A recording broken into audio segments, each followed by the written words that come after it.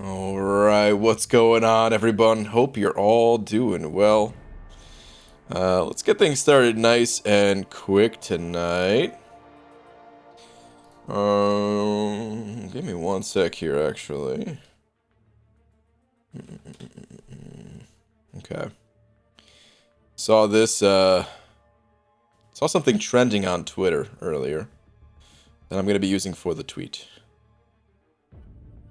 And that something was about OnlyFans. So yeah. Let's see. Dearest at Marvel Champions. I actually don't even know what I want to say, but apparently OnlyFans is banning sexually explicit content. So I figured, oh, what the? I had something on my face. That was awkward. Piece of tissue blowing my nose. Jeez. Dearest at Marvel Champions.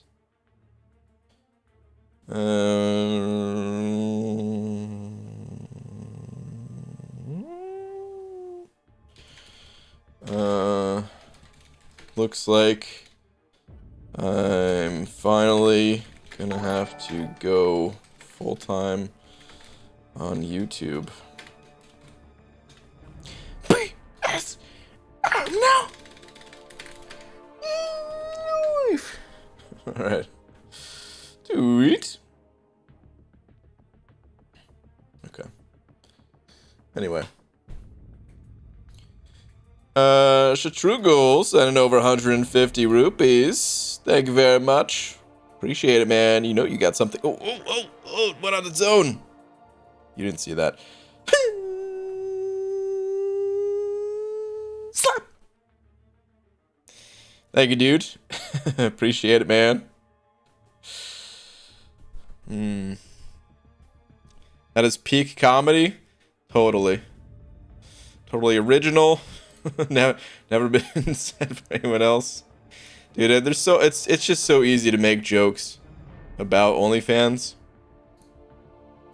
I mean, I didn't take the comment from someone else, but I could easily see 100 other people saying, you know, the same joke, basically. But anyway. Hope you're all doing well. Chitrugel, thank you very much for being the first. But actually, first one in here was John, followed by Edwin Osmond Gallardo II. Followed by Chisholm. Am I saying your name right? Blizzard, Julian Gomez. What's up, everyone? What up, everyone? Brian Son, you are amazing. Thanks, dude. Did you grinding for Spidey? No, absolutely not. I don't need Spidey, and I think he's gonna go higher than he's worth because he's a fan favorite. He's an old school favorite in this game. I think he's gonna go higher than his actual value in the game. He's actually still a pretty good champion.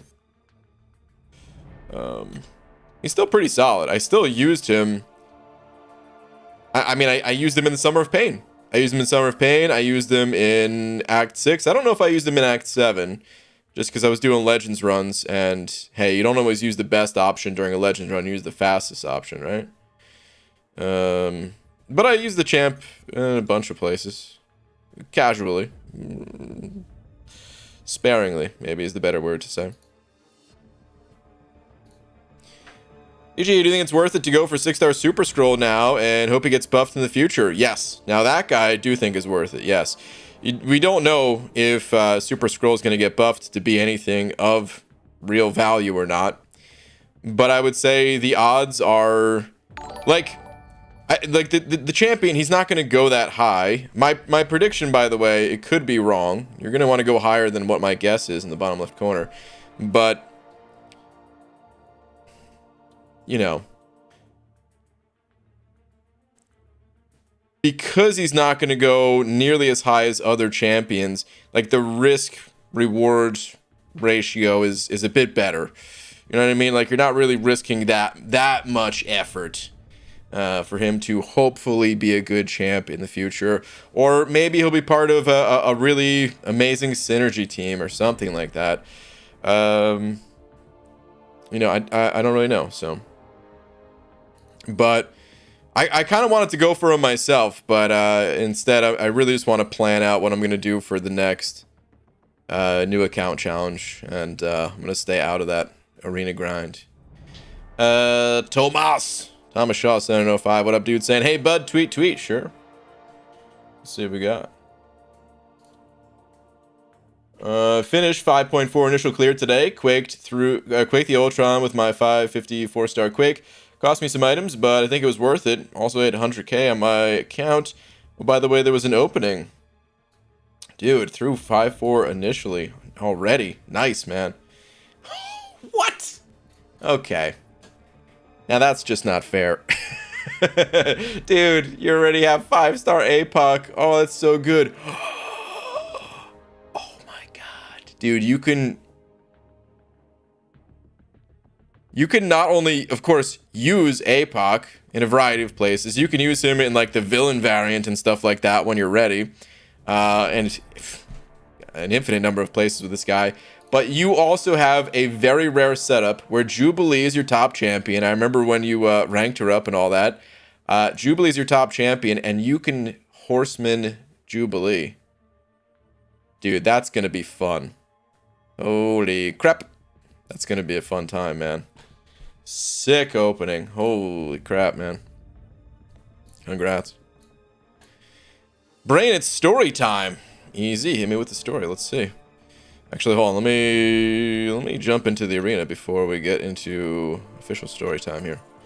Okay, Brain, it's story time. A couple months ago, dude, what's crazy is I've read so many of the fluffy monster messages that I was so prepared for the next line to read a couple of days ago or something like that. You know, a couple months ago, just yesterday or some nonsense. Anyway, a couple days ago I got sick and my fellow officers doing nothing. Got sick of my fellow officers doing nothing, and I changed alliances. Last week my new alliance asked me to be the war officer. We only run one BG, and I thought it'd be fun, so I said yes. And I've been gathering up rosters because I figured the easiest way to get free points would be diversity, so I've been working on all these spreadsheets. And today, when it was time to start placing, I had it all perfect. Until I noticed when I was placing that I had Mole Man on my team instead of Shang-Chi. I ruined our 100% diversity because I can't tell two champs apart. Rip, dude. Dude, Shang-Chi and Mole Man too? Like, could you get two champions that look any more different from one another? I mean, hey, same class step, I guess. That's funny, dude. Like, yeah, I couldn't tell the difference between Gamora and Apocalypse, so, you know, whoops. Whoopsie daisy.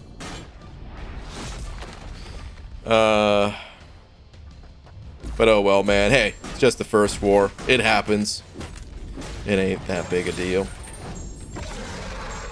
They're both skilled with black hair. And that's where the similarities end.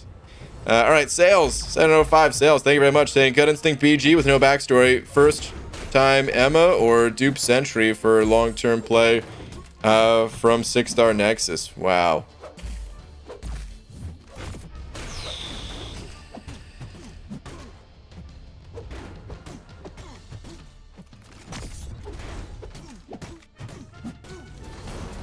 I gotta say Emma. Like, there's a lot of potential for Sentry to get another buff, but we've seen what happens with buffs. We've seen what happened with double buffs. Like, Sentry already got a buff. His buff would be a double. We're seeing Gamora now getting a double buff, and guess what? She double sucks. Same thing with well, I mean, I shouldn't say exactly the same thing with Maw, but Maw still is on the underwhelming side for a lot of people, right? So there's no guarantee that even if they went back and revisited Sentry that he would be a strong champion. And with how long 6-stars have been around and kind of, you know, it's not that 6-star awakening gems are commonplace by any means, but we've already seen their value go down to like 3,000 units for 4th of July. So, you know, there's going to be more 6-star Awakening gems if it ever came down to it where Sentry does turn into a god. Get an Awakening gem. Like, it sounds bad to say it that way because it's just like, oh yeah, let me just go to the Awakening gem store to get an Awakening gem. Because yeah, you obviously can't do that, but it won't be like some impossible feat is all I'm getting at, you know. So I would go with the new champion. I would go with Emma. Emma is not a bad champion today, and you know, through maybe a little bit of synergy love or something like that, she could be a really amazing champion tomorrow. So yeah, that's what I would say. Thank you for the vibe, dude. Superman, Senator Buck. What up, Superman? Saying, where's my banana? Oh, there it is. Oh, did YouTube bug out and didn't show it at first or something? Hello, BG. You wonderful bald man. How are you tonight? I'm good, dude. Hopefully you are too. Been busy. I didn't realize my banana was gone. Also, Bluebird. Wait. What? Was it ever even gone? Interesting. Either way. Yeah. Let's go to the Twitterverse. Hang on. What do we got here? Alright, I know I'm late, but went with the Mutant Nexus from Summer of Pain and pulled this guy. Nice. Wish I did the same. What do I do now? Because I wanted to rank up my Doom 6-star Colossus. If I switch on and off suicide. Okay. What to do? I switch on and off suicides. Man. Oh, that's tough. If you switch on and off suicides, honestly, I would probably still favor Colossus. I think this guy is amazing, but it'd be better if you can get a champion that's capable of playing regardless of your masteries. If you can get a champion like that ranked up first, and then go back for Professor X later on, you know? Maybe just leave Professor X rank 1 or get him to rank 2 when possible. He'll still be able to put in some solid work. He'll still have the synergies, all that good stuff. But I would probably go Colossus first. If you had told me that you don't run suicides at all, then I probably would say go for Professor X first. But yeah, I would say Colossus if you run a mix. He's certainly good enough. He's good for a ton of different content in this game. So yeah, that's probably what I would do at least. It's a tough one. I would maybe think a little bit more on it if it was my own roster, but that's what my gut is telling me on that one. Would be to go Colossus. Thomas sending over another bug saying my team for a Cav run is shaping up nicely, BG. Yeah, it is. I have 5-star Jubilee, APOC, Roblin, and Angela. I really just need a robot counter and it'd be good to go. Yeah, dude. Working on Act 4 exploration and better masteries first. Sounds good, dude. Yeah, that sounds like a good approach. Very nice, man. What's up, MSG? Tweeters, please, kind sir. MSG, you got it. Let's see. I have time for vids now. Ah, dang, dude. Doing it itemless. MSD. You're a madman. Getting them solos. Getting them itemless runs. Hot damn, man. Crazy stuff. Crazy stuff, dude. Static. Sending over Buck saying, BG, did you see Brutal DLX's video? I did, yeah. He talks a little bit about how new champions cost too much time/money. Yeah, I watched it. I love Brutal's content, man. I wish I could make. I wish my channel was closer to Brutal's, actually, man. Because it's all quality content. You know, like I wouldn't want to have his style because that's his own style. So I'd want to keep my style and all that. But it's just all quality content because, you know, there's less of it, of course. But I appreciate YouTube channels like that, man. That's one of the reasons why I always loved Invincible's channel.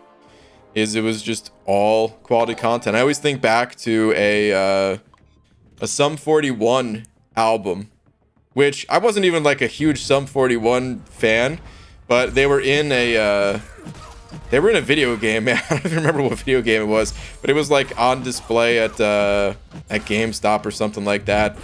Like I think it was maybe like a BMX game or something like that. I don't know. ATV game maybe? I don't know. Whatever it was, they had like one of their songs there, and then of course they were big on like MTV for a little while or whatever it was. And I never even had this album, but for some reason the name of the album always stuck with me, which was All Killer No Filler. And I always thought that was just like a good idea of something to strive for, even though I don't. There's some filler content on my channel for sure. But anyway, yeah, so I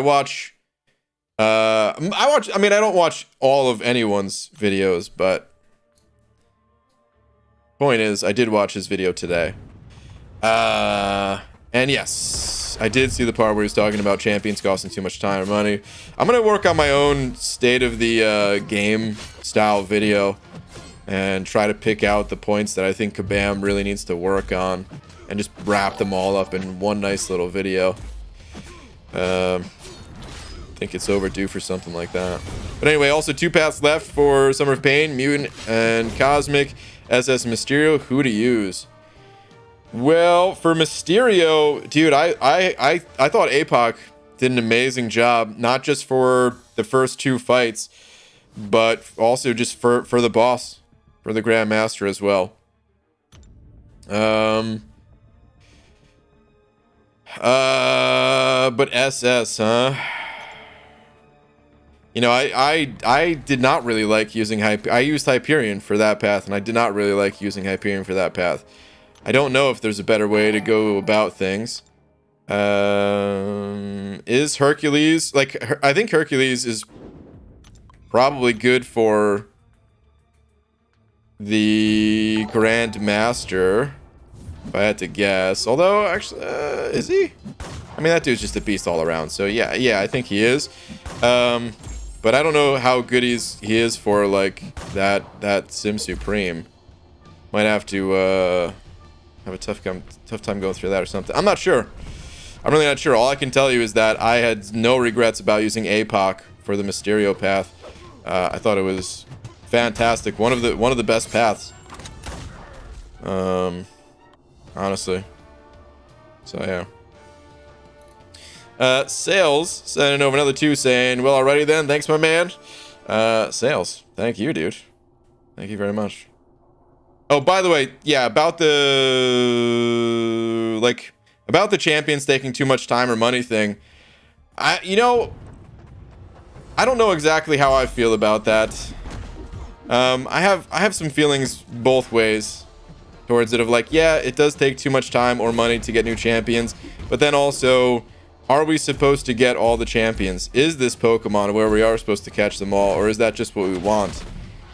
Because you certainly can make it through content with more champions than ever these days. So, I don't know. I think the whole system from top to bottom it doesn't line up perfectly well with a game that's been going on this long, where like, you know, buying crystals, it like separates from like not buying crystals, and it's just like slowly creeping up, and then, you know, years and years go by, and now that's just like way out of whack compared to not buying crystals or something.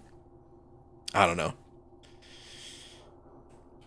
But yeah, I can talk about that for like 2 straight hours, so. All right, Eric the Taxes and an over 5. Thank you, dude. Saying Summer of Painful Crystal RNG, $5 for the F. At least you got some good catalysts. Oh, thanks, dude. I didn't even realize. Oh man, I didn't even realize what you were talking about. I was like, $5 for the F. Yeah, okay, I got it now. Yeah. It wasn't that bad. I mean, I think I was just more disappointed that... I think I was more disappointed that it wasn't Surfer rather than being disappointed in the champion necessarily, because the champion I got was fine. It was just anything was going to be disappointing if it wasn't Surfer or at least King Groot, Angela, CGR, Corvus. It had to be someone that I really wanted, so it was just a little bit disappointing, but it wasn't that bad. Well, I see another comment from you saying, Seraphim, this is a children's only channel. This is definitely not a children's only channel, but still try to make it so that it ain't too weird if someone is watching with their kid around or something like that. But anyway, Superman sending over another bug. Thank you, dude, saying, yeah, I sent a message yesterday and didn't have my banana on the side of my name. I guess my card didn't renew it. Oh, okay. Well, thank you for renewing it. And also, thanks, Mega told me Colossus. Just wanted your personal opinion. Yeah. No worries, dude. Black Seth from Saturn over 5. What up, man? Saying, so I was trying to get frisky with my lady. And... yeah, see what this is what I was talking about, where I'm trying not to get it too weird. Seraphim, this is Black Seraphim. This is maybe do some Google searches on the issue you're having, man. But this ain't the place to ask, man. Good luck to you. Only has he said an over 10 saying, yo, BG. Who you taking? Tweet. Let me see. What do we got here? Okay. Alright. So we got Hulk, Darkhawk, and Longshot. I would take Longshot. Hulk is not good. There is a chance that Hulk is technically the best play because he's the worst champion in this selection, and he's the most likely to receive some kind of good buff in the future. He's the freaking Hulk. Believe it or not, this guy already did get buffed, and he's still pretty mediocre. He was actually not bad at one point in time in this game. He was actually considered a good champion because it's all relative to the other champions that exist in that moment, right? But then other champions came out that were significantly stronger, and tons of champions came out since this guy got any sort of love or attention. And yeah, he's the worst of the bunch today. So I wouldn't go with him. Darkhawk is interesting. I think he's a pretty solid champion, actually. But I think he needs to be awakened in order to stay competitive with the other robots. I think he needs to be awakened and high sig level to be competitive with the other robots. Whereas Longshot is a good champion, does not need to be awakened. And easily the best of the three champs here. No debate as far as I'm concerned when talking about unawakened champs. There might be a little bit of a debate if you had a really high sig level Darkhawk or something like that, but yeah, Longshot, he's just a good champion, man. You can't use him in every situation, but if there's an opponent that has buffs, drop an L2. And actually, speaking of quality content, though, one of the few pieces of quality content that I did make was a Longshot video. So, only Hezi, I recommend... I made a Longshot origins and guide / review style video or whatever it was. If you just search my channel for, MCOC Longshot, whatever, it should pop up. And, yeah, man, it'll teach you pretty much everything you need to know about the champ. So, yeah, dude, thank you very much for the 10. Mont Weezer's 2000 Center 05 saying I had to drop by. What's up, Brian? What up, dude? How you doing, man? Thank you very much for the 5. Sorry it took so long to read your message. A little bit backed up on some tangents. But thank you, dude.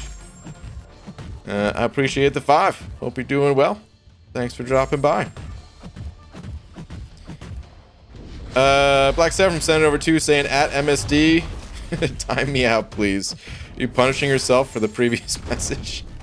Oh, man. MSD, if you have a moment, if you don't mind doing the honors. Oh, you already did. Okay. Yeah. Oh, man. Thank you, MSD.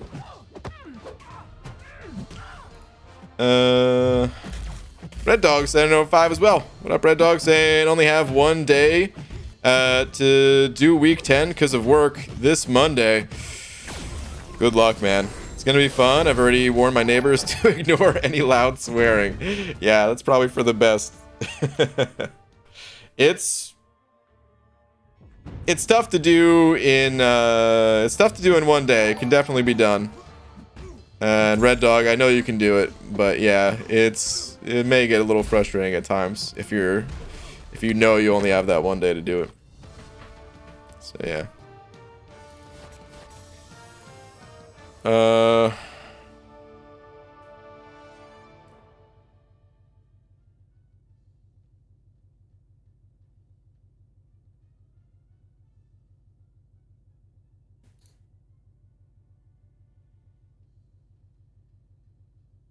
Okay. Just looking at your last comment. Easy. Ugh, that's a weird one.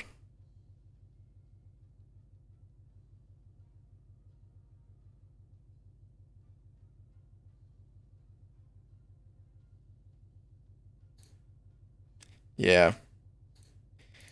Reading the comments, that looks like someone that's just trying to get attention, trying to rile stuff up for no reason at all when people are just having fun in here. So yeah.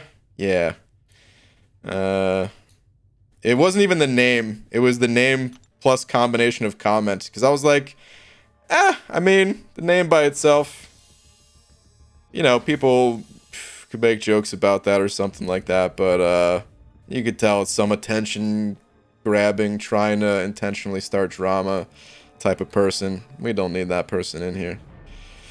All right. Thomas sent over another 2 saying one last tweet for the week. Cool. Let me see.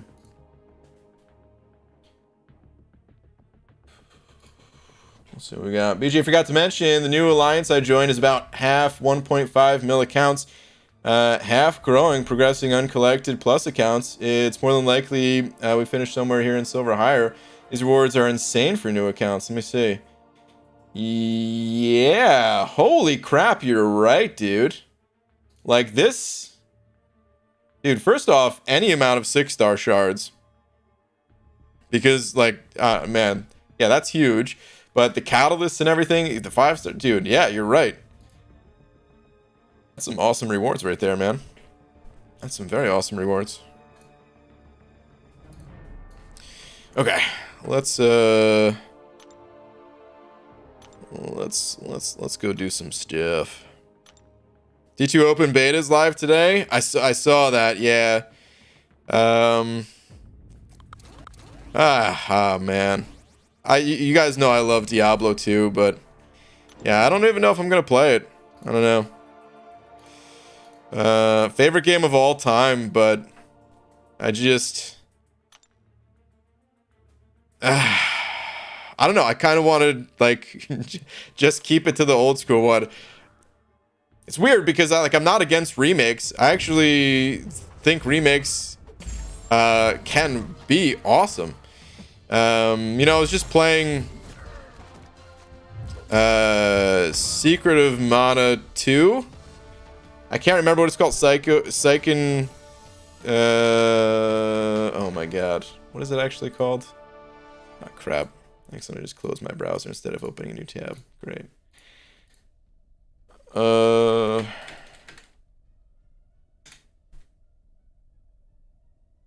Seiken Densetsu, if I'm saying that right, which I'm probably mispronouncing. But yeah. So it was a game that never came out in North America. And buddy of mine, he there was, I don't know, I guess there's some place where you can get like actual cartridges of ROMs that can play in just like a regular you know, a regular Super Nintendo. and I was trying to fix his computer, and after tinkering with it for a little bit, we're like, yep, okay, don't have the parts right now. And then we just started playing that and talking about like, yeah, man, it'd probably be pretty fun to play the remake too. So we're probably gonna do that at some point. But with online games, it's a little bit different, I think, for me. Online games, I think it's trickier to properly remake an online game because you can't remake the online experience because the world is a different place. People who play games, they play games much differently today than they did when games were new. Not to mention, like, the content in that game, they stopped developing it after there was like a few minor updates after it came out, but it's not like MCOC where this game is getting a new update every month. So like taking that approach where people try to do everything the absolute best, the absolute fastest way possible, like they're just gonna burn through that content so quickly. And like, I don't know, man, I kind of just want to not even see the game in that light and just enjoy it the way that I always enjoyed it, kind of thing. And and trust me, I approached it in the way of like, yeah, I want to figure out what's the best and all that stuff. It's just, you know, there was no one making 100 videos saying exactly what all those best things were. It was like, you know, very early days where it was exciting to go into a forum and see if anyone had found anything new, and they would have to describe it. They couldn't even make like a video showing what it was. Like, man, I don't know. It was magical. It sounds so lame in a way, but like it was just magical, man. And I don't think that can be recreated. So maybe I'll get the game at some point and just play, like, because the updated graphics look great, and like the next time I play that game, because I'm always gonna play that game, man, for like the rest of my life. I'm gonna go back and play that game, you know, once a year or something like that. And I'll probably get the remake then, but like I don't even want to really get it until I'm, you know, in the mood to play. Don't even really want to go on BattleNet kind of thing. So I don't know. I hope I didn't take anyone else's joy from saying that, because yeah, like, dude, the more people that like Diablo 2, the better, as far as I'm concerned, man, because it's my favorite game of all time. So but anyway, Ronan, what up, man? Sentinel15 saying the Spark trolling has come to an end. So sad. Yes. By the way, is 17 enough for 6-star Sparky? Wow. What happened to the trolling coming to it? Ronan, you son of a... I'm gonna guess no. Please go higher. That's my official guess. Oh, man. Thank you, Ronan. Appreciate the 15 as always, man. Hope you're doing well. I thought about you as I was watching Brutal's video today. Just because, I mean, as far as I know, you're still over in Relax. But anywho, Squeaky Squid, Senator 5 saying, hey BG, love your work. Thank you, dude. I was wondering if you'd give me advice on my roster. Send out a tweet. Also still working on that comic. Okay, cool. Let's see what we got here, man.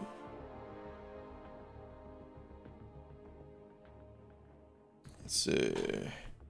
I'd like to play aggressive with intercepts. What do you suggest I do for the future? Oh, man. If you can get Medusa awakened. Dude, I made a Medusa video where one of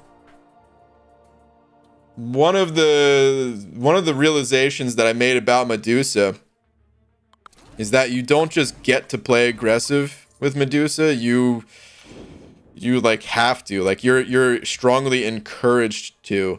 And because she has auto block, if you get hit, if she's awakened, if you have furies too, like it's safe.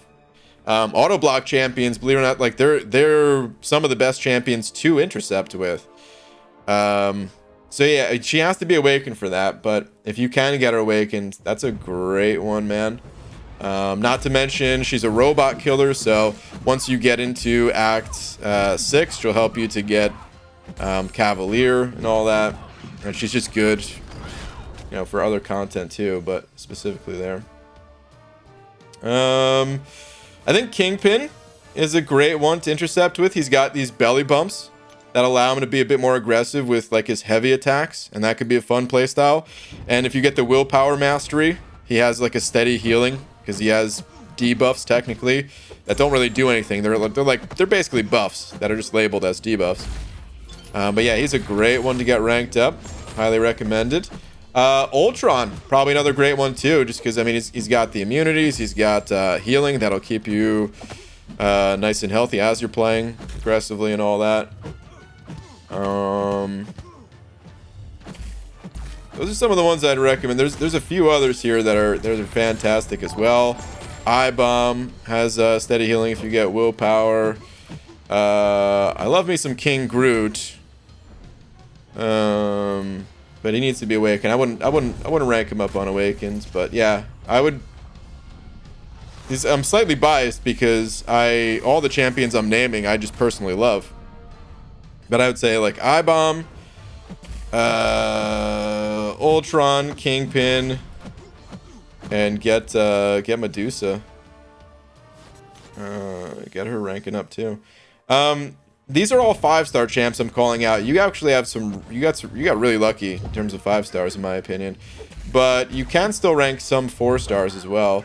I think Black Widow here, Claire, is a good 4-star champ to go with, since I didn't call out any like mystic 5 stars. So I would rank her up and then just rank up the 5 stars I mentioned probably. I think you'd be good to go with something like that. So yeah. Baldy, Kabam, heard your prestige plates. They just gave me 6-star surfer on accident. Sorry, bud. Oh, Royal. Man loves beans. Is that your way of rubbing it in? Still from me not taking what's it called? Roblin. Dang, dude. But congrats. Even if it probably wasn't, you probably weren't trying to rub it in, but I'm just kidding. I get where you're coming from. Simpler times. I'll be trying to play classic as I can. And by the way, there's a sweet feature that lets you switch between old and new graphics. I did see that. Check line. I don't normally check line during streams, but if Ronin. Let me see. Oh my goodness, dude. Are you kidding me? Congrats, man. I'm looking at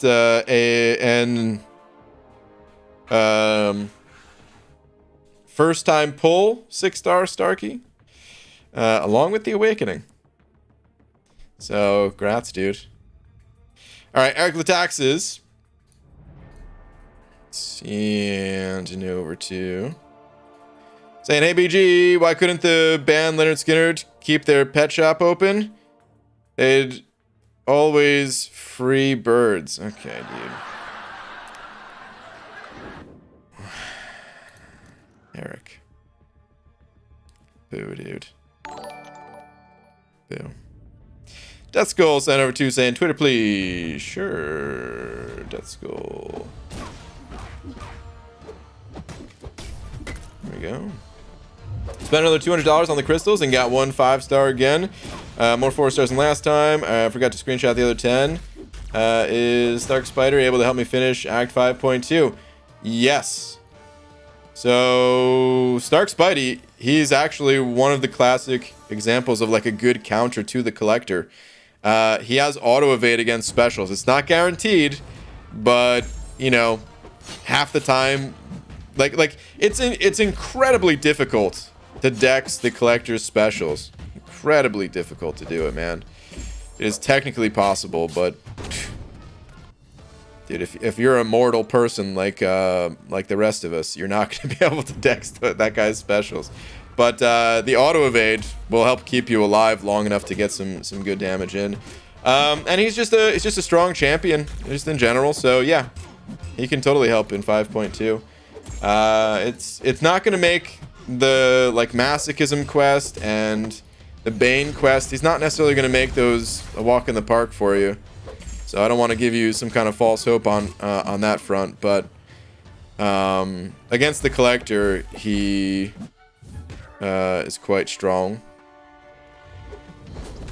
Oh, I should have canceled that heavy into special. Whoops. So yeah, grats, dude. Philip J. Frarish sending over Buck. Thank you, man. Saying, did you know Gene Roddenberry got the idea for Star Trek after hearing Venom the Duck talk in his sleep? Wow, is that how it happened? I did not know that. But that's an excellent Venom the Duck fact. Dude, it's been a while since we had a Venom the Duck fact. Got the idea, dude. Venom the Duck. He just never ceases to amaze. In his sleep. Wow. Incredible.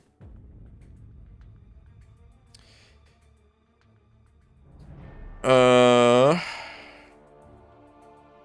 on. Swindell Claps sending over to saying tweet. Sure, let me see. What we got? Currently 100% Act 5 with 3 chapters left. I tried 6.1 to see where I was at where I was at. Jeez, I can't read. I tried 6.1 see where I was at and cleared 6.1.1, but struggled on 6.1.2. You got any advice on champs I should work on before I push for Cav again? Also, I feel like my masteries should be better than this. Well, let's start with the masteries. This is the problem right here, man. You need willpower. Everyone needs willpower. It's an expensive mastery, but this is like the first place you should be using your units. So try to get that unlocked as soon as possible. Outside of that, your defensive setup is fine. Could maybe argue to move a few points around, but I think it's fine overall. Salve is not something that I normally recommend at a certain stage in the game, but I don't think you're quite at that stage yet, so it's fine to leave it maxed out. But yeah, like eventually you'd probably drop 2 points out of that, but leave it for now. And oh yeah, man, precision and cruelty. Gotta get these unlocked as well. So yeah, unfortunately, without those things being unlocked, there's not even a whole lot to talk about. You're kind of doing what you can with what you have, but the units, they really need to be spent on masteries rather than crystals, rather than revives to get through content, stuff like that. Because you may notice at this point, let's say you're spending a bunch of revives to get through content. Well, you made it through this quest, but now you're stuck on this quest again, right? So it's a temporary investment. And like throwing some revives at content, there's nothing wrong with that. You do what you got to do to get through it, right? But you can't. It's not worth focusing on until you have at least some of like the essential masteries in play. As far as I'm concerned, willpower is essential. Precision and cruelty, these things are essential. So do your best to unlock those. As far as the champions go,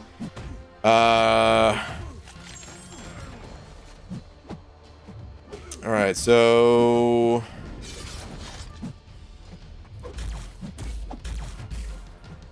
you've got some good champs. I would say get Claire ranked up as soon as you possibly can. I-Bomb is another great one to rank up. I would say Venom Pool. You know, I love Hyperion, but with him being unawakened, I actually think Venom Pool might be better suited. So you can kind of take your pick. Like if Hyperion was awakened, I would say I think he's still stronger, but yeah, I'd probably go Venom Pool for Cosmic. So yeah, for Mystic, I mean, you do have Longshot already, which is nice, but I wouldn't invest any more into Magic. I would just rank up Claire, rank up Venom Pool. For your Science champ, Cap Beardo's great. If if you do get willpower, then you know, I-bomb is going to be a great addition to that as well. But without willpower, yeah, you might as well just keep using Beardo. There's not much else to say, really. I think the champs you're ranking up, I think you're doing the right thing for the most part. It's just your masteries, and then your champions, they're a little bit under-leveled for where you're currently at. If you can get this warlock to rank 5, which there are rank 5 materials in Act 4, or I'm sorry, in Act 5, that would go a long way towards helping you get Cav. I would recommend making warlock your first rank 5, personally. But yeah, just gotta get those materials. So I hope that helps. Good luck.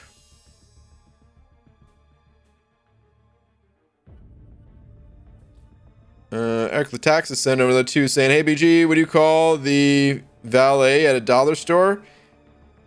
A penny Parker. I just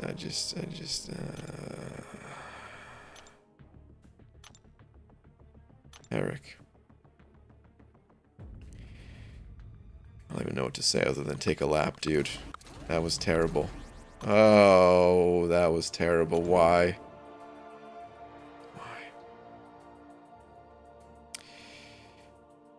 Death Skull sent over to saying Twitter again, please. Sure.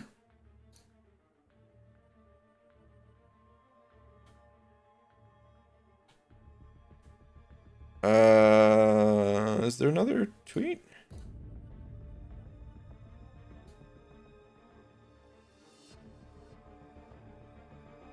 I don't have another tweet from you. The only tweet that I have from you is this one, the same one that I looked at. That's all I got. No other comment attached. No other tweet in my feed. Did you maybe not tag me in a tweet? May have to send it again and make sure to tag me. And I'll look for a follow-up from you. Stuck on a 6-star Nexus, Loki, Gamora, Psycho Man, all new. I wouldn't go with Gamora. Tell you that much. I would probably go Psycho Man and just hope that he gets buffed. Unfortunately, none of those champs are probably going to help you out currently. And Psycho Man, I feel like is most likely to get some sort of buff that would help you out in the future. But even that's kind of up in the air. Who knows, you know? But that's who I would take for sure. Is that roster? My roster consists of Sasquatch, Colossus, and Deadpool. Is it any good? Or I'm not sure what that means. It just says my currently consists of Sasquatch, Colossus, and Deadpool. X-Force is any good? Sasquatch and Colossus are good. Colossus is a champ that you'd probably want to invest in the most. Not probably, definitely, out of those. Expo Deadforce, not very good. He's got a good synergy with Fury, and that's about it. But it's to help other champs, not himself. How many revives did Summer of Pain Sinister take with APOC? I didn't use APOC against Sinister. I used Doom for that fight. Okay, Death Skull, here we go. Got a tweet from you now. Let's see. Are there any champs that would help me in Act 5.2? Yes. Hang on, just taking a look at it all. Okay, Warlock. Warlock would cut off the healing. There's a couple nodes that heal in 5.2. To be honest, I'm questioning how far you've gotten in Act 4. You may have cleared a good amount. I don't know. Level 49. It's a little bit low. If you were clearing like 100%, I think it's a little bit low. But not too low, so maybe you have cleared a good bit of it. But if you have not cleared Act 4 100%, I highly recommend doing that, just because looking more so at like the champions you have, you know, it's Act 5 is going to be tough. You don't have any 5-star champs at rank 4 or anything like that. No 5-star champs at rank 3. You do have some maxed out 4-star champs, but there's not that many of them, so it's going to be tough. But as far as champs to rank, Warlock would be a fantastic one. You don't have to rank White Mags, but you can toss them on the team. Uses pre-fight to help get through 5.2.4, which is the most difficult quest, in my opinion. In 5.2 at least. Colossus is a great rank up just in general. I'm not sure how much he's really going to help you in that in 5. Well, no, yeah, he'll help you not in the masochism quest. I was going to say, but he'll help you. Stark Spidey, I'm just saying he's great against the collector, but oh, that's tough. Because now I'm saying 2 different tech champs.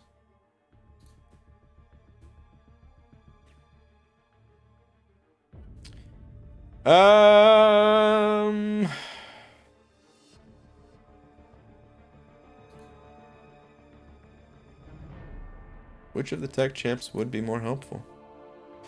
Stark Spidey might be more helpful just because he's a 5-star, and then you could take him on, you know, beyond Act 5. But like, if they were of equal levels, I think the Warlock would be more helpful.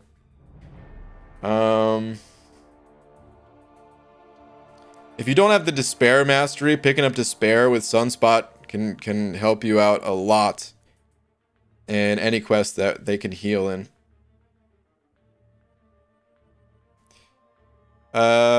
Really, you need more 5-stars. Because I'm hesitant to recommend investing more in 4-star champs. Like, I don't know. Alright, so Karnak, let's go through the 5-stars. Colossus is great. Stark Spidey, very strong as well. Karnak, not so much. Tigra is powerful, but I wouldn't really recommend a newer player to rank up Tigra. Like, anyone who's not already, like, Cavalier, I don't know.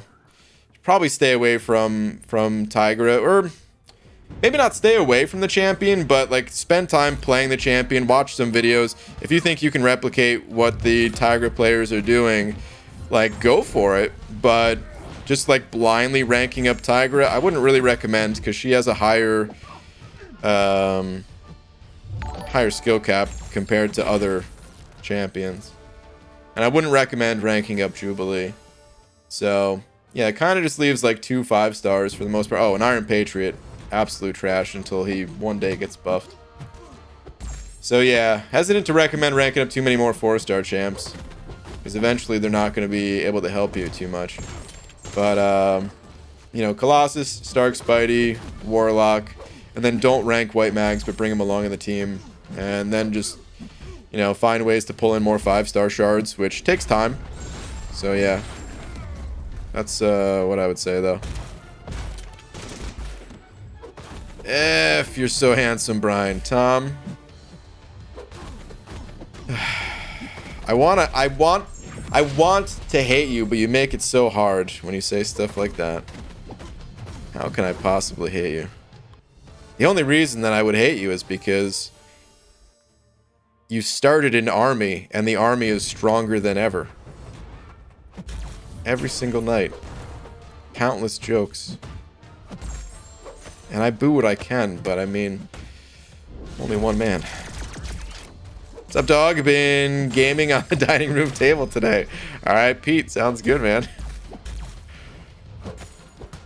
Back with taxes. And over another 2. Thank you, dude. Say my jokes may be bad, but they are original. And that makes it okay.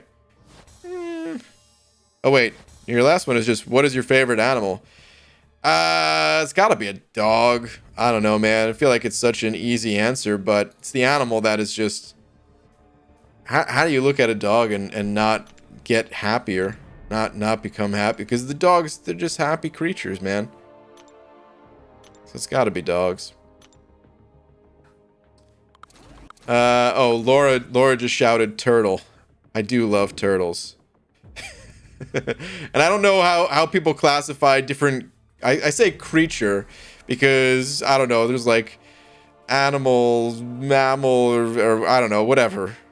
Reptiles. Listen, it's all the same to me, alright? All creatures. So yeah, turtles are the coolest. I changed my answer to turtle. I like turtles. And then dogs. Yeah. You don't know me. Laura just said she knows me better than I know myself. Not true. BG, I need you to read chat because two peeps are trying to get your attention to look at Twitter.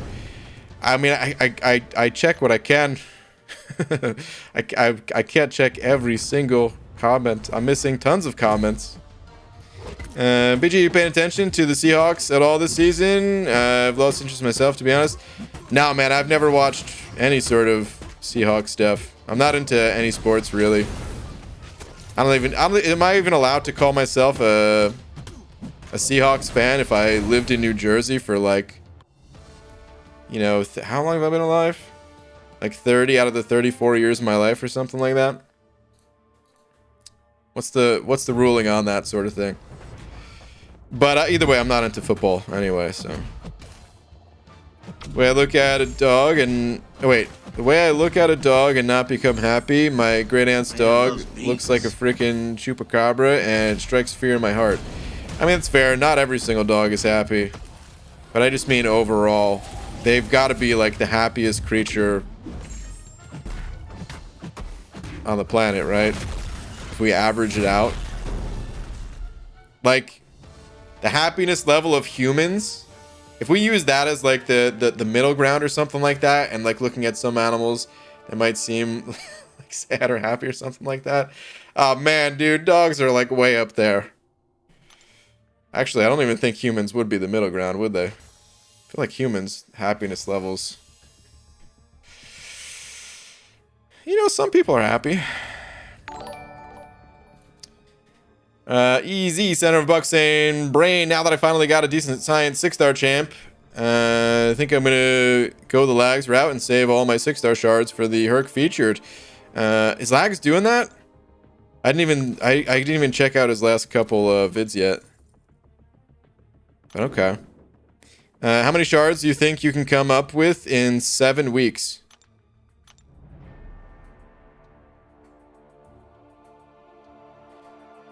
I'm gonna go ahead and count 2 Alliance War seasons. Wait. No, never mind.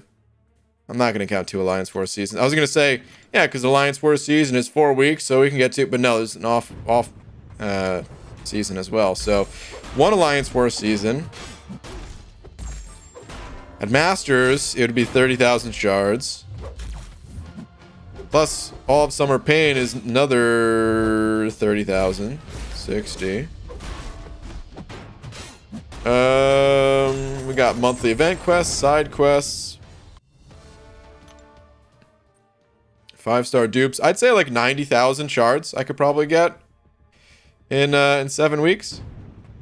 If I had to guess. But I will not be saving myself. Good luck. Good luck, Lags. Good luck, Easy. Good luck. Actually, I have a feeling a lot of people are going to be saving for Hercules, now that you mention it. So, good luck everyone that's saving for Hercules. Jackson B sending over a buck. Thank you, dude. Saying, BG, yesterday a storm stole a quarter of my roof.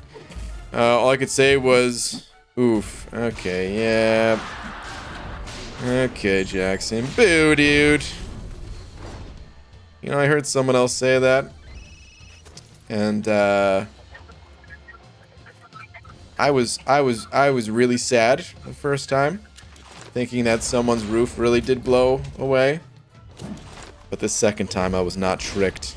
I was not even sad for a moment, because I knew what was coming. Boo, dude. Boo.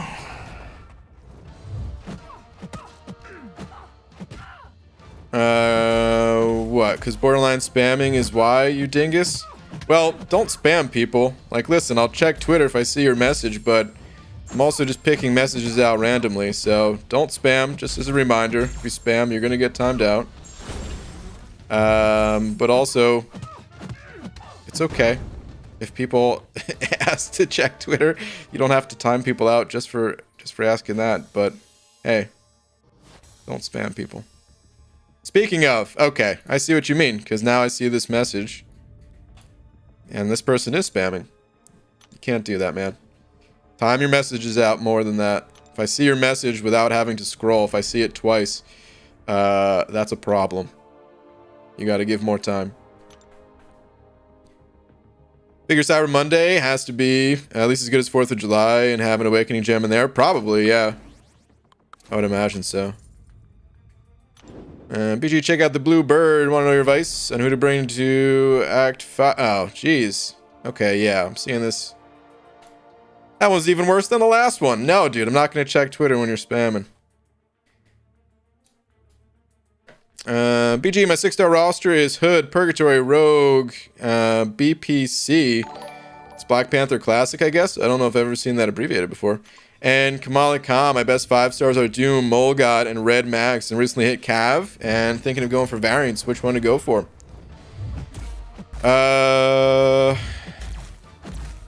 Hold on. Hood, Purgatory, Rogue. Let me see.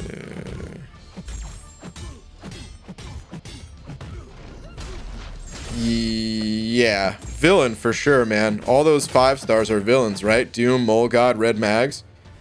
I would go villain, and then I would probably the Mystic one after that, because you've got Hood and Doom. If you can get a 3rd Mystic in there to help out a bit, that'd be good.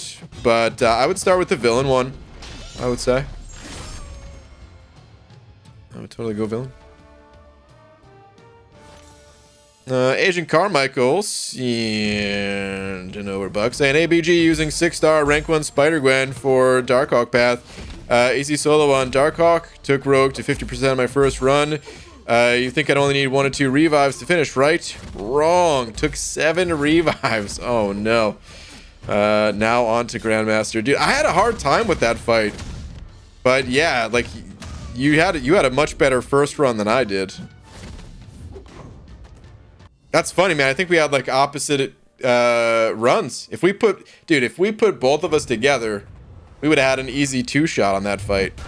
Because I think I had to use a few revives to get Rogue down to 50%, and then I think I finished from there. But yeah, dude, dang.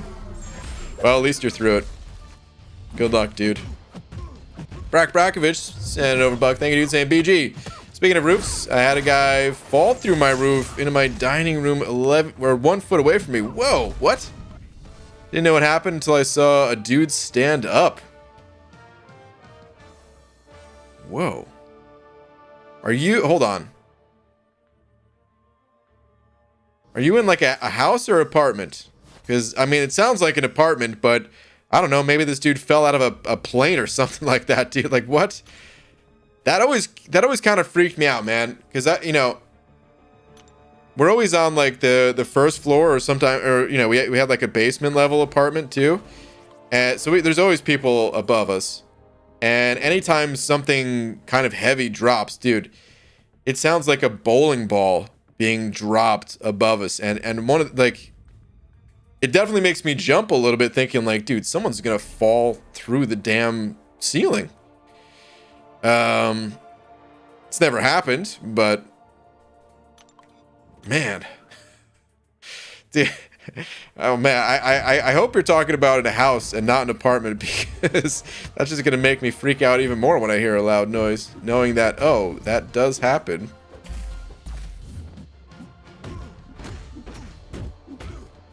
Cause jeez.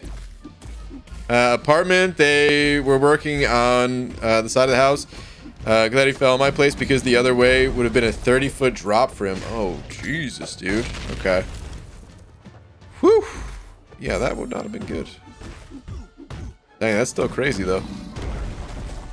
Still very crazy. Yo, BG, Zisky. What up, man? Saying mowing down some red vines right now. Your fave movie watching candy, Raisinets, Goobers, Starburst, Skittles, Sour Patch, Milk Duds, Licorice, Junior Mints, other.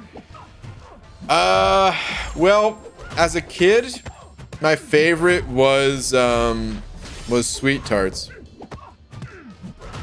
We'd always go into CVS, and they had like those little rolls of Sweet Tarts. Like we never bought movie theater snacks. It was always a quick trip to CVS before hitting the movies.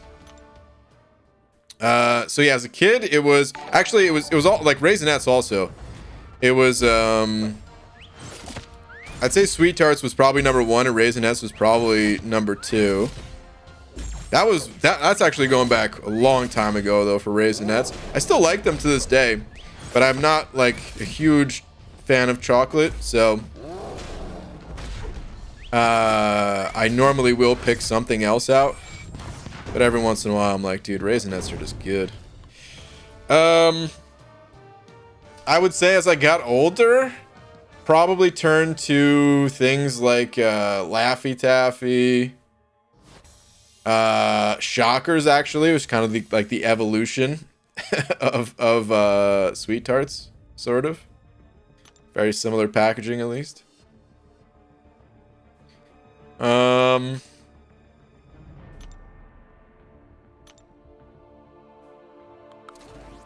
Yeah, I mean, I don't know. There's so many different candies. I think the older I got, the less I had like one favorite, and I would just, you know, get something different every time. I guess the older I got, the fewer movies I watched too, though, because, man, last time I went to the movies was the Thor Ragnarok movie. We've only been to the movie theaters one single time since moving to Washington. And that was it. And we've been out here now for like almost 4 years, I think. Like a couple months it'll be 4 years, I think, at least. I'm doing the math right. So yeah. You can tell I really don't go to the movies much. And then at home, I'm just like eating full-on meals while watching stuff, you know?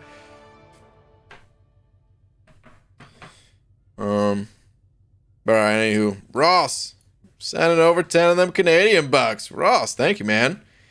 Saying happy Friday. Paseo Jaro. Ross, thank you, man. Scotty would be very happy with your the toonies and loonies being sent to the Paseo jar. Thanks, Ross. Dude, is it Friday even, really? You gotta be kidding me. How did it hit Friday already? That's crazy, man. Could have sworn it was just Monday. Where does the time go? And happy Friday, too. Jack sending over 10. What up, Jack? Saying ABG did Summer Pain's science objective with Red Hulk through Sim Supreme and Ghost. Grandmaster last 10% wrecked me a bit. Keep failing, knock me down as I don't gain power. Any advice? PS4 paths to go. Okay. Hold on. Let me read this again. So, Summer Pain's science objective with Red Hulk through Sim Supreme and Ghost. Are you talking about advice for the Grandmaster or just advice for other paths?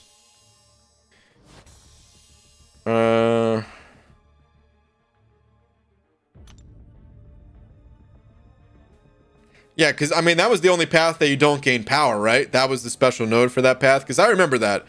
That was, for me, was the worst path. I hated that path. I regret so badly using Hyperion. That was the one that was, like, rushed. Where I was like, oh, I don't know what to do. And I remember fighting Sim Supreme with Hyperion thinking, like, oh, it's really hard to get the solo. But it was pretty easy for me to quickly get the champion down to, you know, 30, 40%, whatever it was. So let me just two-shot and we'll go through quick and stuff. But that path sucked. Not gaining any power. I couldn't do the secondary damage. I couldn't knock the champion, or, you know, Grandmaster down. First path was through Darkhawk.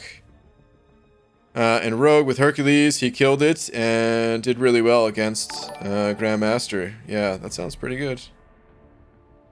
That sounds pretty good indeed. I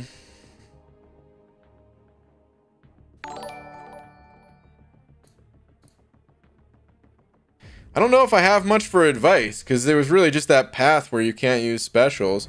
And I feel like if you've gone through 2 paths already, you're good. It's a tough fight. But otherwise, you know, I feel like you're good on it. As far as like advice on other paths, I'm trying to think if there's any standout advice that I could share.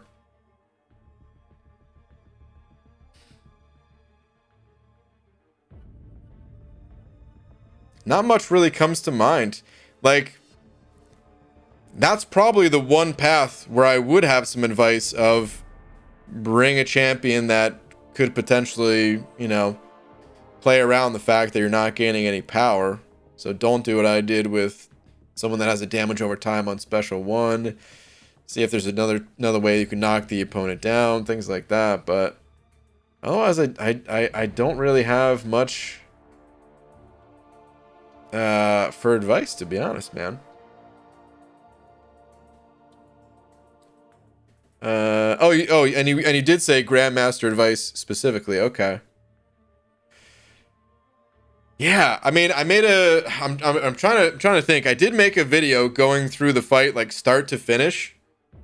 And there might be something in that. I wish I watched that video back myself before doing the Grandmaster fights, because maybe there was something in there, but I don't even know if there is. It's just a really tough fight. But honestly, like I said, if you made it through twice, I think you're good. It's just a matter of practice, you know? I think that's all there is to it. Wish I had more to say. But you got this, man. You totally got this. Dude, thank you very much for the generosity, as always. But yeah, man, you got this. Alvaro, and another buck saying, yo, I got a question. I know I've heard you say you hate Stealth Spidey, but why? Hate is not a strong enough word. What's a stronger word? No. Stealth Spidey's a fine champion. If you're into that sort of thing, which I'm not. Sorry, I can't help it. Anyway, it's just his animations is probably the worst part for me. I feel like I want to throw up when I'm playing the champion.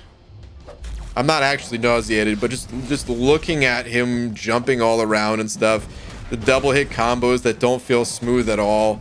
It feels like I'm not playing MCOC. Like, Black Widow Deodorant, she's got 7-hit combos as well, but her 7-hit combos are actually pretty smooth.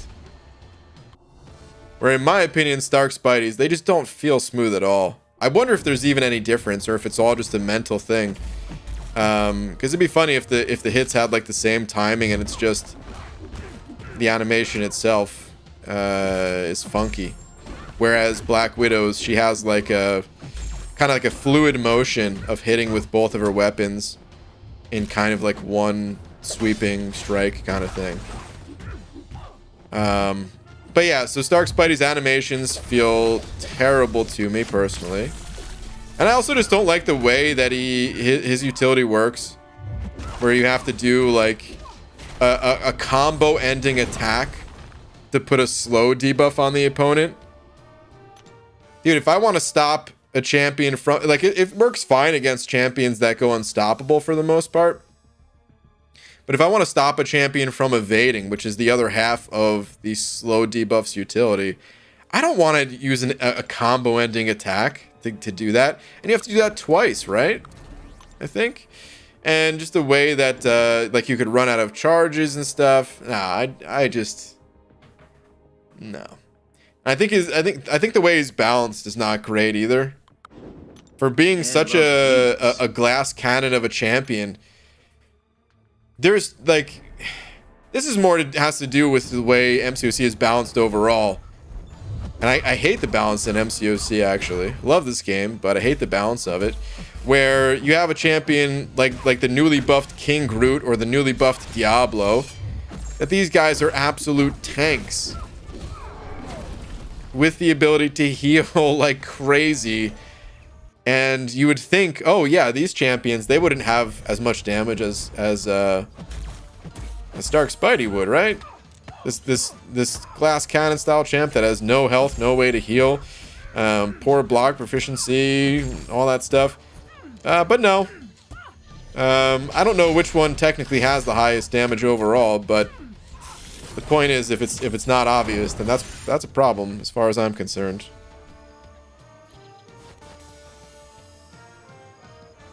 So yeah, those are some of the reasons why I don't like Stark Spidey. It feels like there's no real reason for me to ever play the champ outside of the last time I used him, which was the Grandmaster fight. But some people like him, and hey man, if you guys like Stealth Spidey, awesome. You guys could play him. I'm not going to. Only Hezzy sending over another 5. Thank you, dude. Saying I just pulled Thor, Jane, and Carnage of the 5-star crystals, SMH. Yeah, rip, man. Sadly, neither of those are going to do much for you. Unfortunately. Unfortunately, man. Thor Jane Foster is due for a buff. I think she could end up being really cool. Carnage already got buffed a while back. He could use a little bit more love, but I don't think he's going to get any for a while. So, as far as I'm concerned, he's a little bit of a lost cause. His damage is actually strong, but he doesn't have enough to back it up. So, yeah.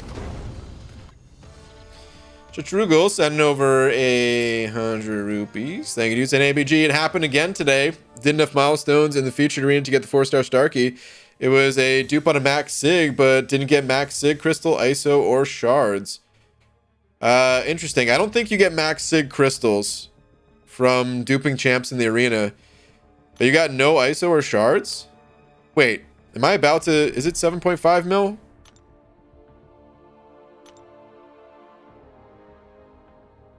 It is. Okay, let's test it. So I'm about to get Stark Spidey. He is at max sig. I'm going to take a look at my max sig crystals, but again, I don't think you get max sig crystals from this. There are some areas of the game that it's intended that you do not get max sig crystals. But I'm going to take a look at it anyway, just to see. Okay, found by duplicating a 4-star champion with a max sig ability. So I have 132. Easy enough number to remember, but I'm going to write it down anyway, because it's also easy enough to forget. The amount of shards that I have, 5-star shards. I'll write down this number too. 49312. See, that would have confused me, because I have 132 and then 312. And then ISO. We'll just go take a look at the ISO.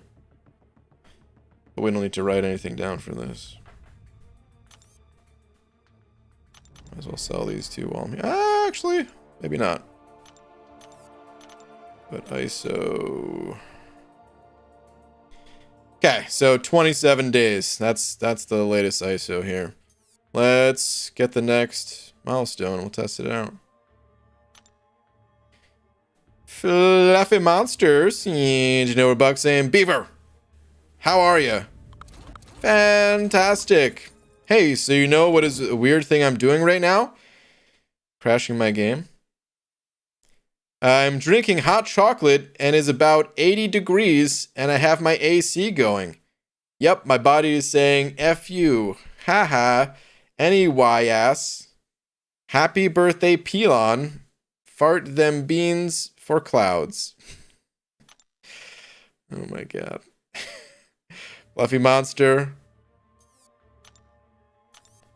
You're a very unique individual. Thank you very much, even though it's not my birthday. I hope you enjoy your hot chocolate and even hotter weather while watching Hot Ones with hot wings and even hotter questions. Is that how they say it on that show, I think? Anyway, back to the arena. Brock Brakovich, 705 saying, worst job you've had? I worked at Cold Stone Creamery, got fired for not singing after a dude tipped and asked me not to sing. You had to sing when someone tipped? That was a requirement of the job? And then you got fired because he said don't sing? Okay. First off, that should be illegal. Where if someone tips you, you have to sing to them. That should be illegal right there, dude. I don't think I've ever gotten anything from Cold Stone Creamery before. Actually, I think I went in there once. Because I was sort of doing like a DoorDash delivery service long before that existed. I was just delivering food for my friends because I was so broke. And my friends were lazy and they were like, oh man, this place doesn't deliver. And I was like, dude, you give me like $2, I'll go get it for you.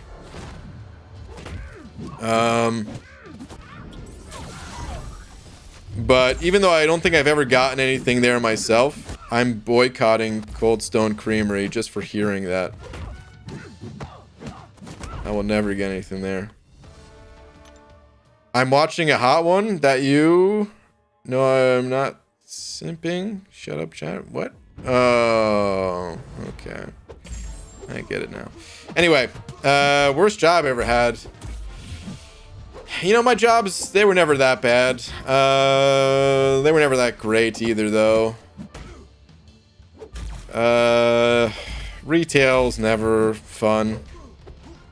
Working at a grocery store wasn't fun either. I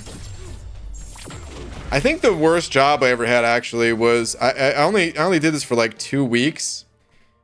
But I was like an assistant to the drum instructor that I was going to. Oh wait, I'm gonna claim this.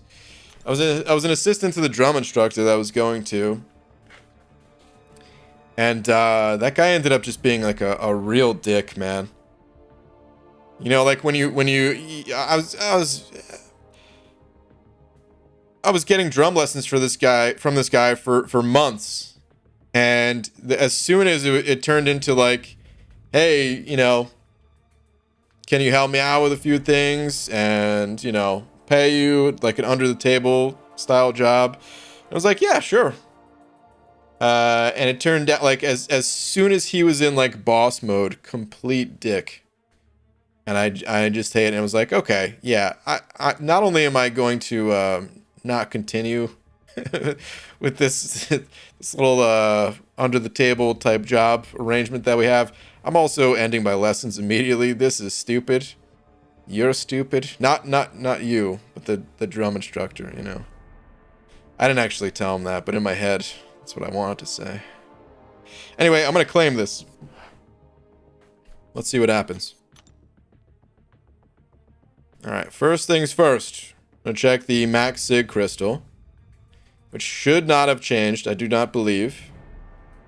But we'll check it out regardless. 132, okay. 5-star shards, 49,312, okay. That's the same as well. Let's check ISO count. Should be more ISO bricks. God, what am I doing? No ISO bricks. I'm going to restart my game just to see if that does anything. But yeah, it's like I never got a dupe. Ted Too Cold, 705. Thank you, dude, saying old account was hacked, so had to start a new one. Ugh. Bummer, dude. Finished uncollected at level 44, and first 6-star was an invisible woman. RIP. Fortunately pulled 5-star CG. Damn, dude. That's not even that bad of a 6-star, to be honest, man. Invisible Woman doesn't need to be awakened. Decent survivability, decent damage. You can make use of a 6-star Invisible Woman, for sure. But congrats on the 5-star Corvus. What a pull. Level 44. Very nice. Okay. Let me see. We'll just check the ISO. Actually, we'll check shards too. Yeah, no ISO. And no shards. Dang, dude. I guess it's bugged. Let me write a note here. I'll report it.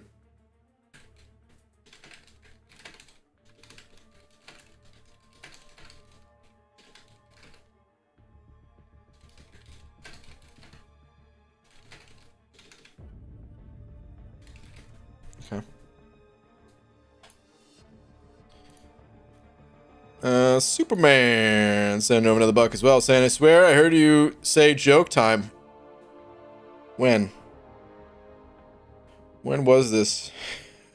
What stream were you in? Because it could not have been this one. Anyways, what's the best time on a clock? 6:30. Hands down. Superman, who told you it was joke time? Because they were lying to you. It was definitely not me. Take a lap, dude. Ew. Yes, tweet. Sure. Let me see. I also pulled this guy a week ago. Really like him. I'm always loving the weird, quirky ones. Thinking about maybe rank 2. Okay. Nice, dude. I can't say that I'm personally a fan of this guy, but that's cool. I know a few people in my alliance that, you know, they ranked up Mr. Negative, and they like the champ quite a bit, so. Nice, dude. Alright, let's get back to the grind. Let's do it up.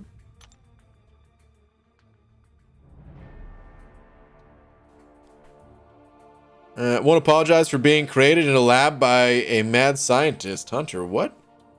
For the sole purpose of declining the overall mental capacity of the human species, all shall end, and the dust will sprout a new world. Hunter, what the heck? What are you saying, man? People get locked up for talking like that, dude. What? Talking about, someone report this guy. Please don't actually report this guy, but I'm gonna keep an eye on Hunter.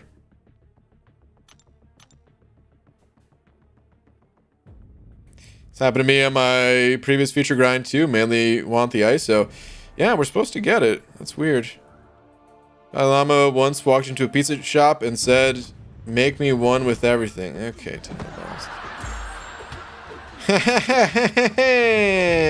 boo. Take a lap. So similar to the show Pinky and the Brain, Hunter? Dude, is that what that show was about? I mean, I know he wanted to rule the world, but... or take over the world or whatever. But is that what that show was really about? He wanted to, like... take out all the humans and... make more rats or something?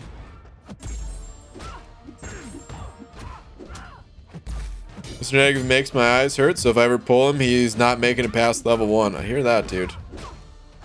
I hear that. Mr. Negative is the absolute best for anything degen related. I'll disagree with that. What's the difference between me and my father? He failed to... oh, man. I don't want to read that joke, man. That ain't funny. BG, my first rank 3 is going to be Human Torch. Pulled him back on July 4th. Okay. Well, nice, dude. That's a... that was my first rank 3 as well. And I can confirm, totally worth it. BG opened my first 6-star last night and got Emma Frost. Have her as a 5-star, but haven't ranked her up at all. Okay. I don't think you to be honest, I don't think you should rank up Emma Frost. Well, never mind. You're talking about your 5-star. I see now. Sorry. I was a little distracted while reading your message. But that's a good 6-star pull. I still don't think you should rank up 6-star Emma. But like level her up. Take her rank 1 level 25 and she'll put in a lot of work for you at that rank. I mean, if you like her, you could also take her higher ranked than that too. But in general, that's usually where I recommend leaving Emma. Is like, just leave her at rank 1, continue to rank up, you know, 5-star champs, but throw her on the team, and eventually you really place her with other champs. I actually did take my 6-star Emma to rank 2, but I had like expiring resources kind of thing. She was one of my first 6-stars to get ranked up a bit. Never really did a whole lot with her.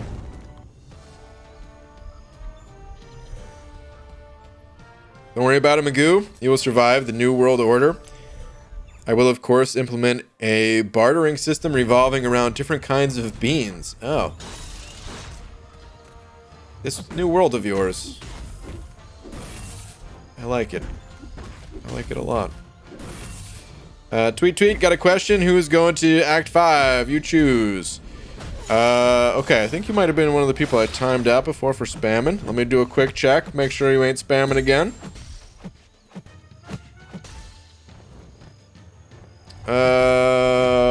You're not. Okay, let's check it out. Let me see. King Vex? Let me see.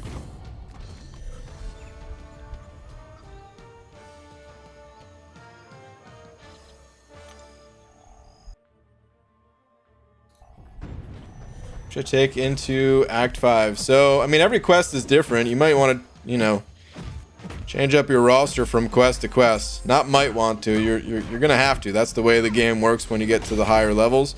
You're not gonna do it necessarily a lot in Act 5 in the earlier parts, but throughout it, you're gonna have to bring in some different counters, especially once you hit 5.3, different class types, and then yeah, beyond that, you'll always be changing up your champions. But as for right now, who to take in? Sunspot, of course. Actually, I would stay in Act 4. You're level 39. I would stay in Act 4. I would not go to Act 5. I would stay in Act 4 and try to 100% as much of it as you possibly can. Get the experience. You'll level up. You'll gain mastery points. It'll make all of your champions stronger. Try to save the units for, you know, unlocking new and more powerful masteries. And then the rewards for Act 4 also include mastery points, in addition to the ones that you naturally gain from leveling. And it'll also give you a lot more rank up resources. Your champions right now, they're not... Act 5 would be very difficult for you. It's possible to get through it, but the average level 39 player is not going to get through Act 5 with this roster. Not without heavy usage of units. So I recommend going back to Act 4. But Sunspot is a great champion I've ranked up just in general. Daredevil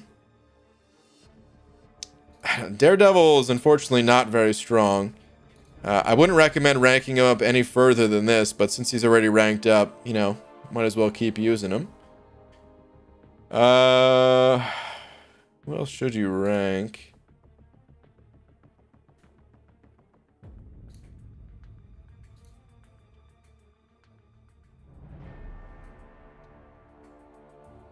It's not a lot of obvious champs to go with. Black Widow deodorant might be alright, but for a skill champ, you should probably just stick with Daredevil. The thing about Act 5 is this. The first quest is Flare. And actually some of the quests in Act 5, you take this degen damage that you can't really avoid. And you could reduce the degen damage by having different class types. And it is a good idea to not really bring in synergies for the first quest, or anytime you're running into Flare, and just bring in like 5 different champs that are, you know, ideally leveled up to actually be used, and 5 different class types, if possible, or as many different class types as you can fit. It doesn't always work out to be 5 different ones. And then try to get class advantage as much as possible throughout the quest. So I wouldn't really recommend investing in another skill champ as a 4-star, since you already started ranking up the 5-star here. Even though Daredevil's not an amazing champ, it's still going to be like, yeah, you should probably still invest in other class types. So,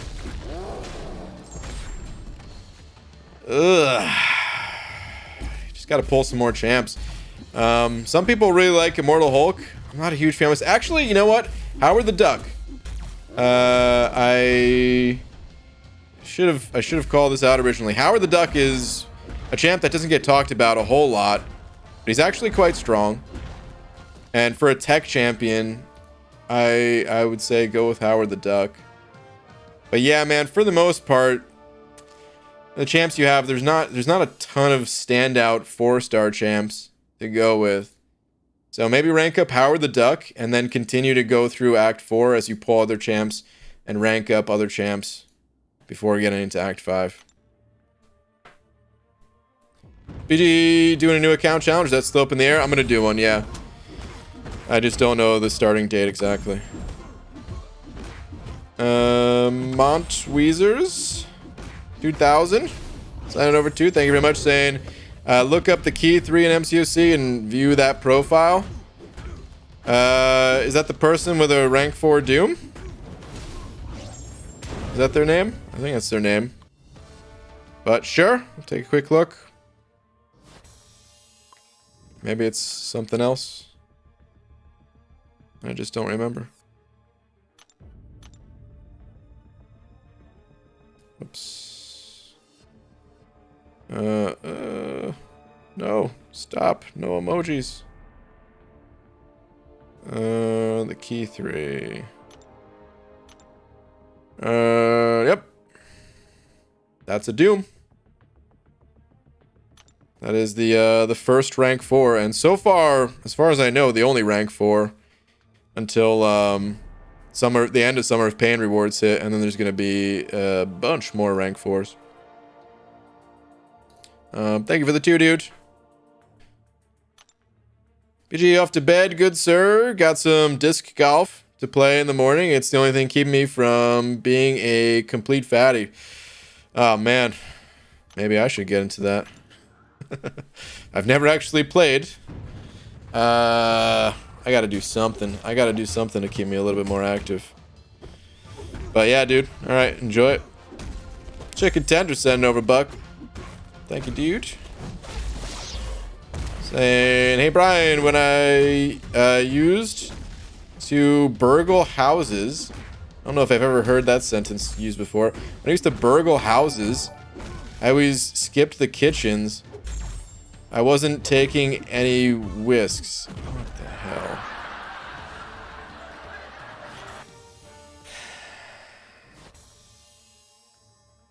Chicken tender, what is that message, dude? Boo, man. Burgle this. Take a lap. Ugh. Hello, BG. Hope you're doing great. White Mummy, right back at you. What do you think about reducing the buffed champs to 2 every month? Gamora buff really got me worried. It's practically not a buff. Oh, is my internet crashing? Oof. Sorry, guys. I just dropped a whole bunch of frames. I just disconnected for like... That was like 10 seconds worth of frames that I just dropped. Thanks, Comcast. Alright, the message I was reading before I started lagging was, what are my thoughts on the buff changes to 2 a month and the Gamora buff? Have any worried? It's practically not a buff. So, yeah, I'm gonna make a video talking about balance. I'm trying to figure out if I want to make a video about just the overall state of the game. I mean, I definitely want to do that. But I don't know if I want to put champion balance in that video, or if I just want to make a separate discussion about champion balance. Because I could talk about that for a good 20 or 30 minutes by itself. And I don't want it to eat up too much time of like talking about the rest of the state of the game. So, I don't know. I got to think about it. But basically, the Gamora buff is garbage. It's absolute garbage, man. And I'm more disappointed than, or I should say I'm just as disappointed as anyone else could be with it. because not only did I just miss a cosmic champion that I want to take to rank 3, I also have a Sig 40 Gam Gam just sitting here on my roster doing absolutely nothing. So I was pumped at the idea that, oh wow, maybe I can actually rank up Gamora. No. Oh god, sorry about the lag, guys. I had no lag up until just now. It'll fix itself every time, but god, I actually have an appointment. Someone's coming out here tomorrow to try to figure out what's going on with this. I would love to get it all fixed before doing the new account challenge when I'm going to be, you know, doing 10-hour streams. Don't want to have to deal with that headache. But, anyway, yeah, so very disappointed in the buff for Gamora. So stupid. Like, okay, so I understand that not every champion could be amazing. But why would you buff this champion again? Just leave the champion alone then. Still lagging. Sorry, guys. So yeah, the Gamora buff is really dumb. However, I will say I do like that they changed to buffing only 2 champs a month. That's something that I think they needed to do from the start. I think 2 a month should have been the limit. I think this is a bad first showing for what going down to 2 champions, you know, being buffed a month can do, because they're backed up.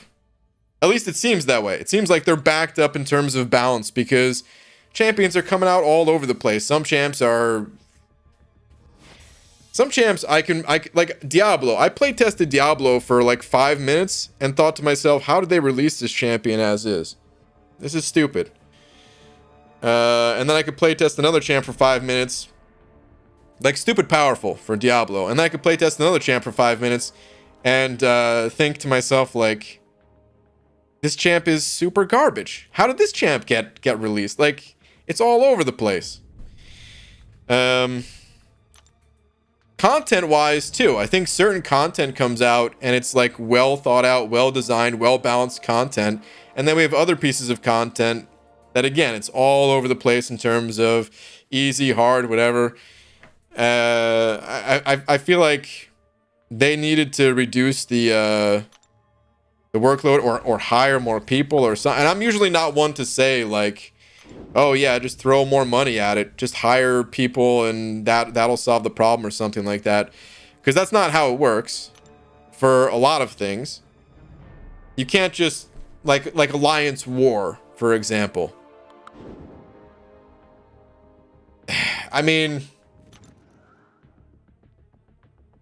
like, maybe they could bring on someone that would help with Alliance War, but it's really not that easy to, like, you need someone that has known this game, that's been playing this game for years to help out with a mode like that, right? You can't just bring someone in for something like that. And it's really hard for, like, champion balance too, right? But they need more help when it comes to balance overall in this game. And I think if you look back to any of my videos, I don't think I've ever said once, like, oh, just hire more people. Because I think that argument is like, or that just that line of thinking is not very good. But in this case, I think that's what needs to happen. I legit think they just need more help when it comes to balancing content, balancing champions, balance in general in MCOC. So yeah. So yeah, Gam Gam's very disappointing, but I think in the end it'll be a good thing that they drop down to buffing 2 champs a month instead of trying to buff 3, while also releasing 2, because it's not like, I don't think they brought on more people for buffing champions, right? They just tried essentially to go from, like, releasing 2 champs a month to releasing like 5 or 6. And, like, yeah, the graphic side of things, that's already done, and that's part of the workload and stuff. But when it comes to balance, how on earth were they supposed to keep up with that? Or maybe they did bring more people on. I don't know, but I don't think they did. I don't know the inner workings of Kabam. But I feel like I have a decent pulse on it. Just from, you know, talking to them here and there and stuff. So I really think they can get help from experienced players. I think they're gonna have to. I think there's no other choice. I think they have to. Other games do that, by the way. Other games will like hire people from the community, because even if they don't have working experience in like game development, you can teach at least certain parts of it, right? Maybe they wouldn't be able to do every job, because, you know, you got to have like a passion for certain things, right? But I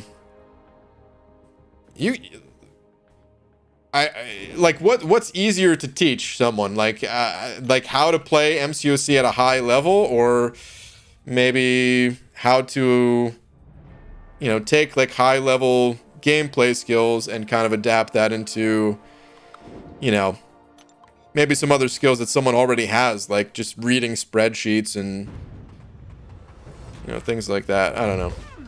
I think they have to do that though. Comcast still exists? Dude, I thought they switched to Spectrum. Guess it's just a Texas thing. Oh, I thought you were just making a joke. Yeah, Comcast still very much so exists. They're the bane of my existence. It's not about hiring more people, but finding the right person. I agree on that. Yeah, exactly. It's hard to find the right people, which is why, like, regardless of how much money you have, you can't just throw money at the problem. But on some level, like, and you know, they do hire people. It's not like it's the same people working on MCOC from day one up until today. I'm just saying, like, in this one particular area of like high level gameplay, for me it's become apparent like they just need more help. They need more hands on deck for stuff like that, you know. This game, you know, it's easy to see like the shortcomings, just like with anything else, right? Like a new phone comes out, our brains, maybe not everyone's, but a lot of people will figure out like what's wrong with that device. You know what I mean? Like just as fast as like what's right about the device. But then we'll focus on the wrong parts, where it's like, okay, you can see the notch or whatever, the camera bumps and whatever other else, man. Right, it just stands out. So as you know, Kabam, they do a really good job for a lot of this game, but there's definitely also a good number of issues that are hard to fix. And in some cases, they may just need some additional hands on deck. I know a few games that let pro players playtest certain new characters before release. Whether or not they actually listen to said pros varies, but they do it. Well, it's hard too, because like you have to pay these people, because otherwise you're just getting like a player's perspective, which is helpful. But it's different than someone like actually working on the product and working on the character. Like, dude, I could play a character and tell you the things that I like or don't like about it. But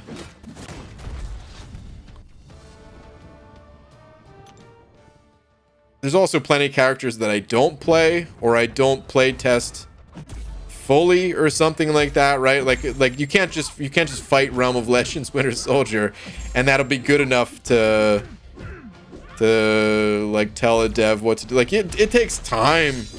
If you really want to test the champion, like when I was testing out Void, Dude, before I put out like the guide on how to play Void or something like that, I played that guy for, you know, 10, 12 hours, something like that. And that was just for making a guide. If you're talking about like actually balancing a champion, you have to play a champ a bunch, and then you have to, you know, make adjustments, play the champ a bunch again. Check the data relative to other champion. I don't know exactly what's involved. I'm just saying it's a process. It's a long process. So they need to actually have people, you know, not just give feedback from a player point of view, but from the point of view of, okay, if you were in control of developing this character, what changes would you make? And then test those things. Easy. Check Twitter. What do we got on Twitter?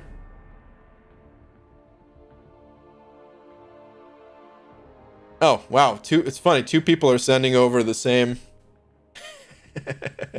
Yeah, there you go. They've got jobs available. So, yeah, like I said, they do hire. If anyone is interested, apply. Personally, I'm not interested. I'm not interested. I love games. I want to develop games, but I also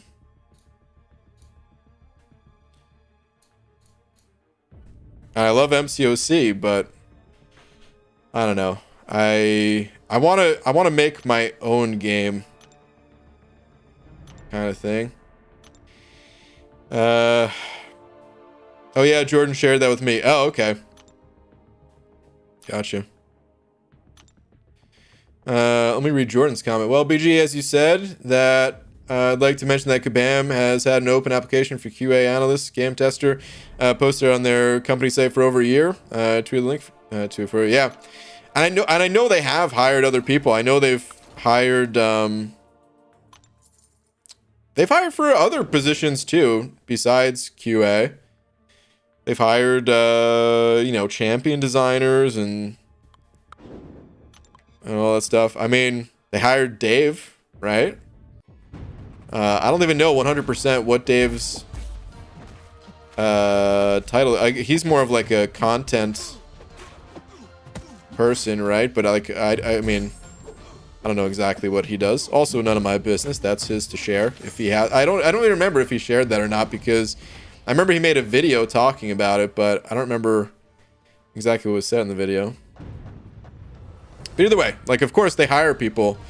So like, I'm not even necessarily saying it's Kabam's fault that they don't have more people helping. I'm just saying that they do need more help with this stuff.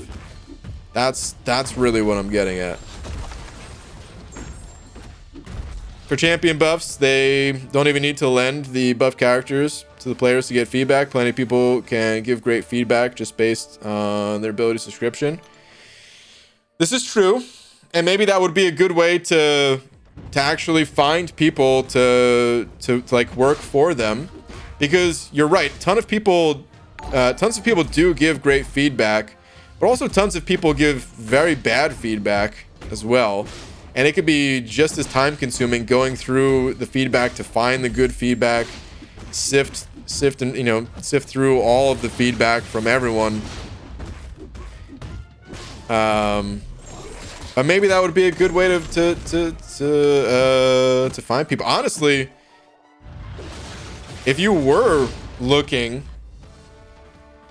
to get a job with Kabam or another game company, let's just say you wanted to work for someone else, that might actually be a good way to get your foot in the door, is like have very well constructed feedback and just like post that in public places. Your name will get noticed or something like that, and then conversations happen. Like, I mean, I don't know how it works for every single game, but let's just say with Kabam, right?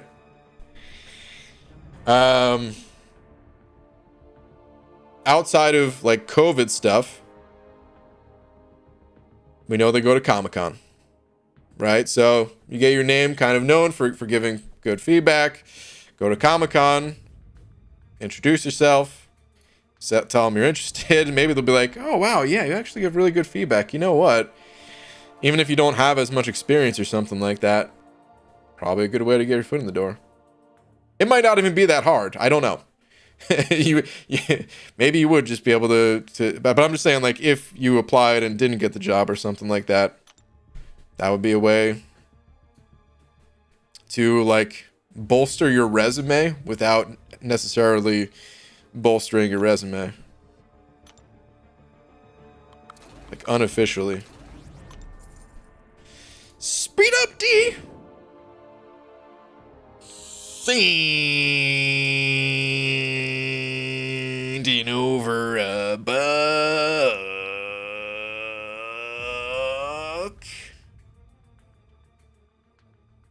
Saying. I know what you're saying. I know what you're saying. I love you. Speed up, D! Appreciating the love and support as always, man. Thank you, dude.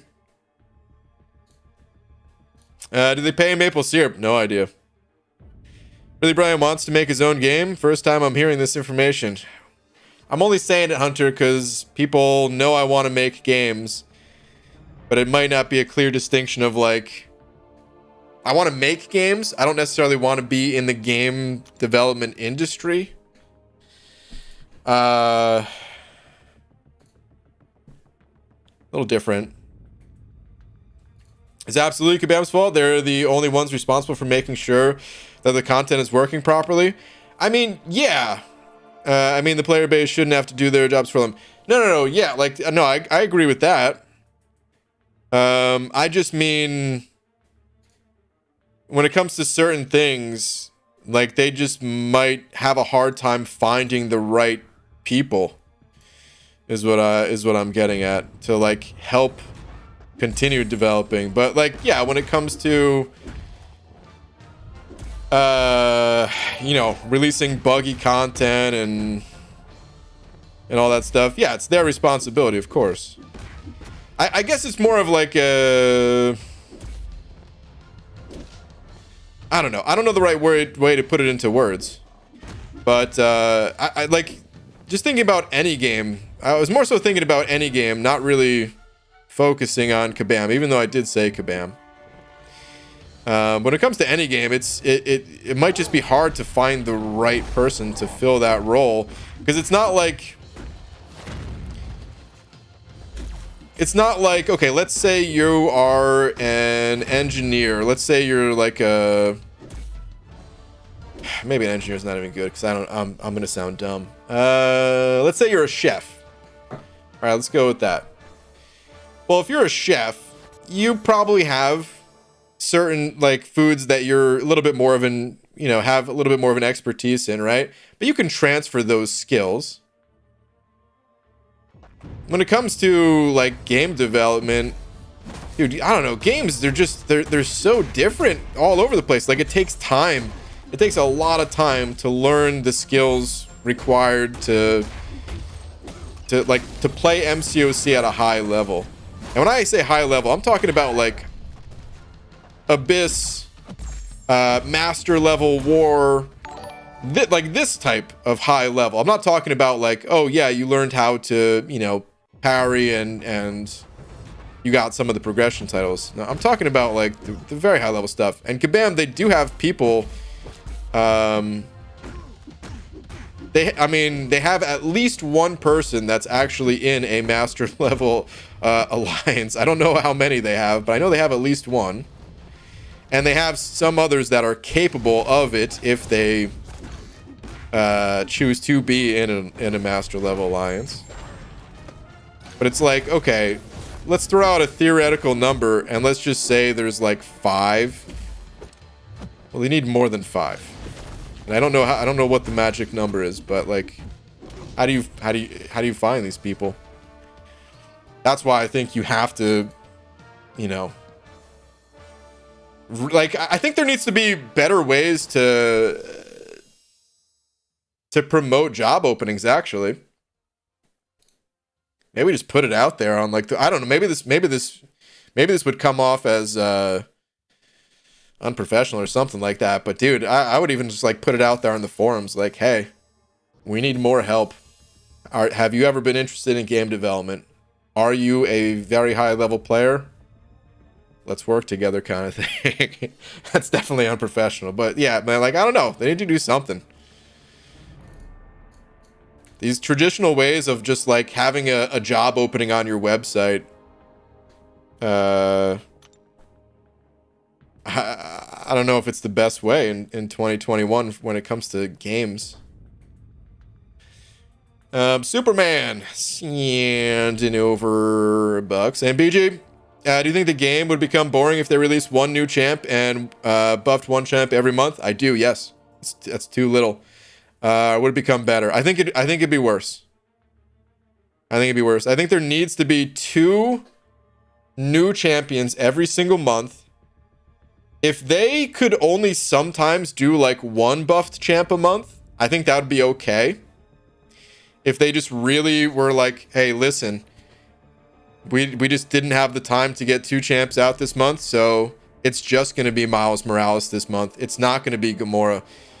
You know, we had people, they didn't even have to tell us the reason, but like, let's just say they had people in their office get sick, right? We do have a pandemic going on after all. It can happen. Okay. 2 new champions, that I think that has to stay. And they should aim for 2 buffed champions a month. But if they could somehow only like get 1, like, all right, that wouldn't be the end of the world as far as I'm concerned. But them releasing a total garbage buff, because that's basically what we have next month is we have 1 buffed champion. We don't have 2. Gamora doesn't count. But it's like worse because it's like false advertising. Them telling us that Gamora is getting buffed when no, she's not. Alex, I don't know if Alex is in here tonight. I think that's,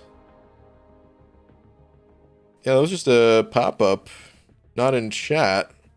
But Alex, thank you very much for the continued support, the channel membership.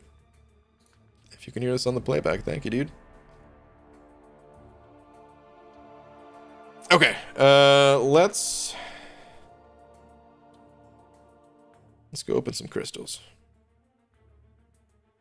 Have a proposition, put like 20 champs on a wall and throw a dart at it blindfolded, then buff them.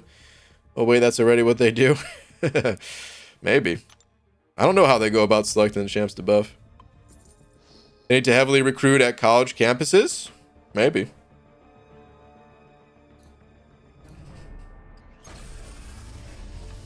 I wonder how much they pay.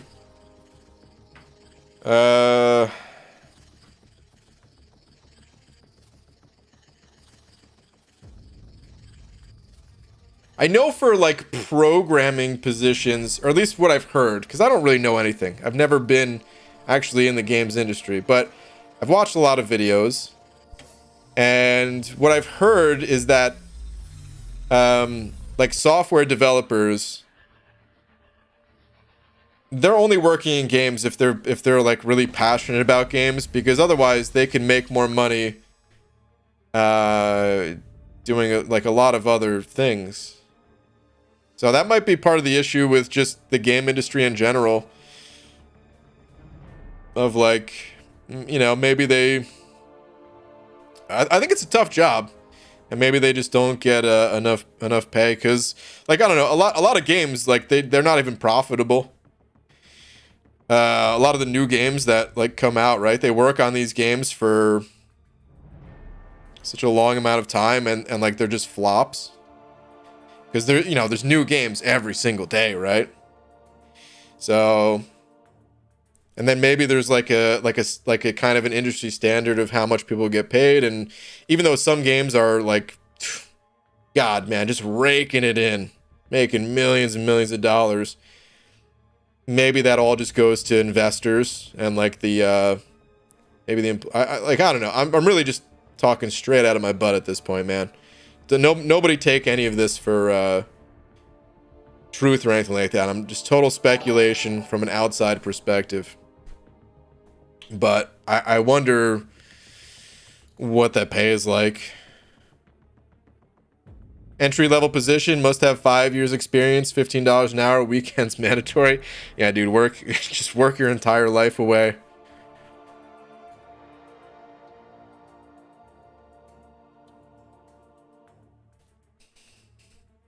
Don't hate gaming. See engine over $1.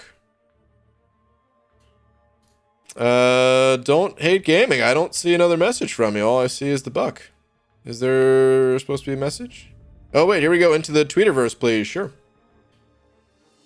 Let's see.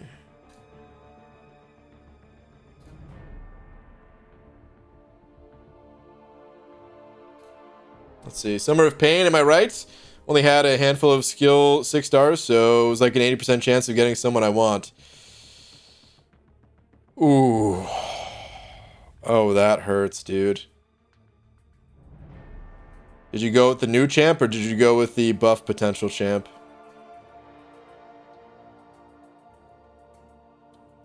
Wait, what? Oh, this is just the before picture. Okay.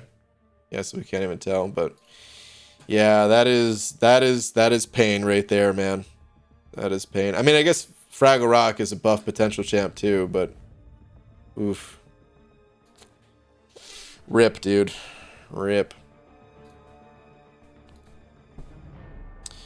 I literally work QA now, 6 days a week, 10 hours, 13 an hour. Okay.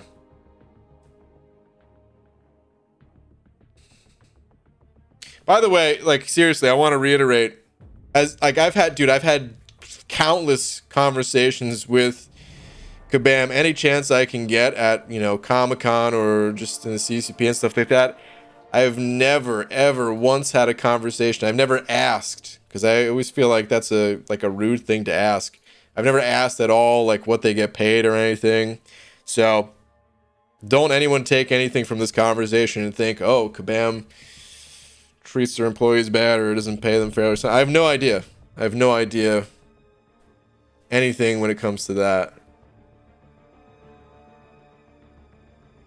But I just wonder sometimes when it comes to every single game, because there will never be a perfect game that is like constantly updated, right? Like never a perfect online game. Even when the game itself is like damn near flawless, like the better the game is, the bigger the player base, the more people are going to cheat because it's more profitable for people to make cheats or, you know, sell services in game or something like that, right? So even if the game's good, now you have to combat the cheaters, and that makes the game worse. And every single game has its issues.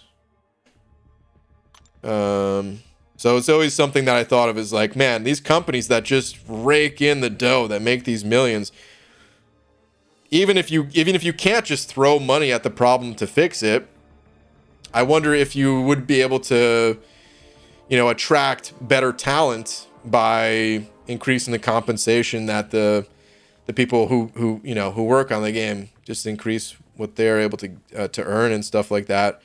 Like, God, I almost hate bringing up Blizzard because of all the all the garbage, all the controversies with Blizzard.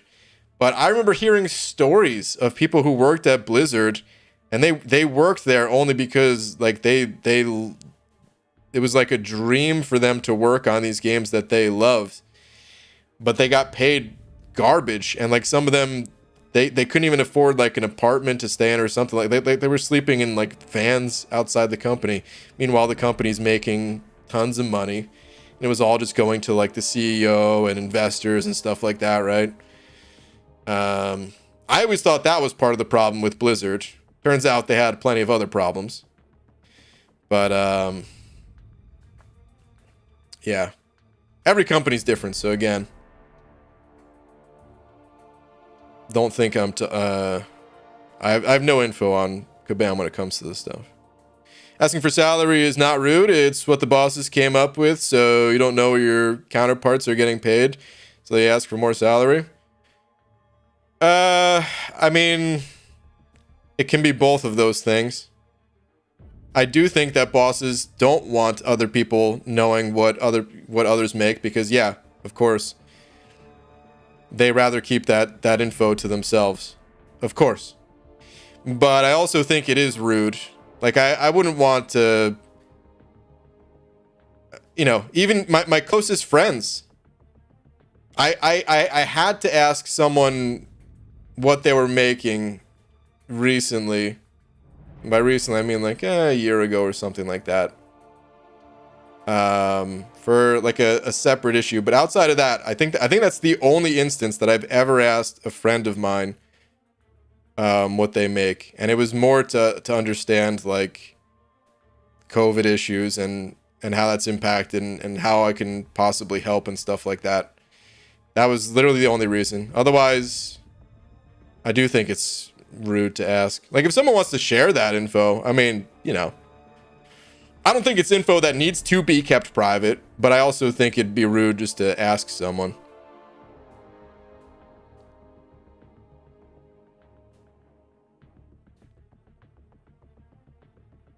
It creates a weird dynamic in the relationship, even if whether you're friends with someone or not.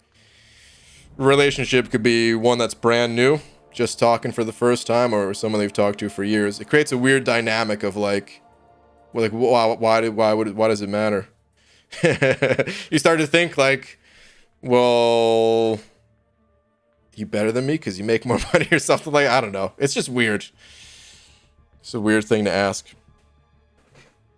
It's so strange though. So much about their champ design is so amazing. Art, animation, sound, level design, etc. It's just like no one checks the abilities. Yeah, and I agree, and I think it's because that stuff sells. Is that even true? Abilities sell too. I you know, I think art is like the initial selling point, right? It's the first thing we see is how something looks. You can't get better advertising than just creating an awesome piece of art. I think it takes a ton of time and practice and skill and talent and all that stuff to become a good artist. But I think it's easier to find those people just because, like I said, those skills they can transfer. That would have been a better example than the chef thing. It's like, yeah, you can find an artist that's developed these skills and then bring them on to work on a Marvel game. There's people out there drawing Marvel stuff every day for fun. You know what I mean?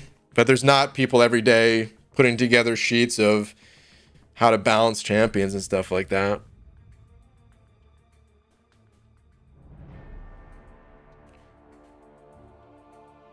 Why are you free to play? It's just fun for me to be free to play. There are I don't think there's anything wrong with spending. I've spent on 2 separate accounts, but this account's free to play because I enjoy it. Would it be considered rude if someone asked you about how much you make in super chats every stream, BG? I would think so. Yeah. Is that different? No, I think it's the same. It's like, why does it matter? Kind of thing.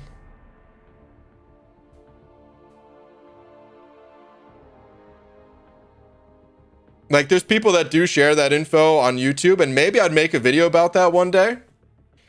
Because I do think it's interesting, but I also wouldn't want to, you know, talk about that on like a daily basis or something like that. Wouldn't really want someone asking that. It's kind of like voluntary info rather than takeaway is Brian is rich. Got it. Oh man, totally, Omar. What I missed, was there some Kabam information that came out? No, we're just discussing stuff, and actually it's pretty late, so I think it's time to call it a night here. It's literally a federal law in the US that you can't prevent employees from discussing wages. However, it's That's in almost every employee handbook. I don't know anything about laws and stuff like that, but man, I did hate that about the jobs I worked at. I know some jobs, they have that stuff. They have it visible that you can see what other people make. And I always wished I could see it. But I was a classic example of, like, I found out what other people were making. I was literally being promoted to be these people's boss. I started out, you know, I started out in like a lower position, you know, entry level, and then I got promoted to being on like the same level, and then I got promoted to be their boss. And even when I was promoted to be their boss, I was making less money. And it's like, okay, I mean, different levels. Yeah, they do different things. So like, I could understand if someone was making more money, even if they were technically in what would be considered like a not as high level position or something like that. But I mean, the reason why I was getting promoted is because I was working my ass off, at least relative to the other people, right? So I'm working harder and getting paid less. And it was something that I always knew, but once I saw how much less, it was like, oh no, I need to go. I already hated the job to begin with, but I tried to learn what I could while I was there. That's why I worked hard. Or like I said, as hard as reasonably hard. It's hard to really be like passionate about a job you hate, but I tried. And it must have stood out at least a little bit if I was getting promoted, but still. God, I hated that, man. And how do you negotiate something like that? Because I tried to negotiate as if I didn't know what other people were being paid, but anyway. I'm gonna head on out of here. I'll be back tomorrow, normal time. And yeah, I'll see you guys then. And everybody. Oh, before I go, excuse me, but before I go, a shout out to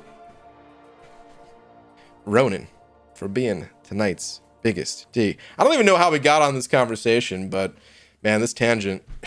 It'd been nice if we had this tangent like 30 minutes ago, because yeah, now it's pretty late. But anyway, I'll see you guys tomorrow. Good night, everybody.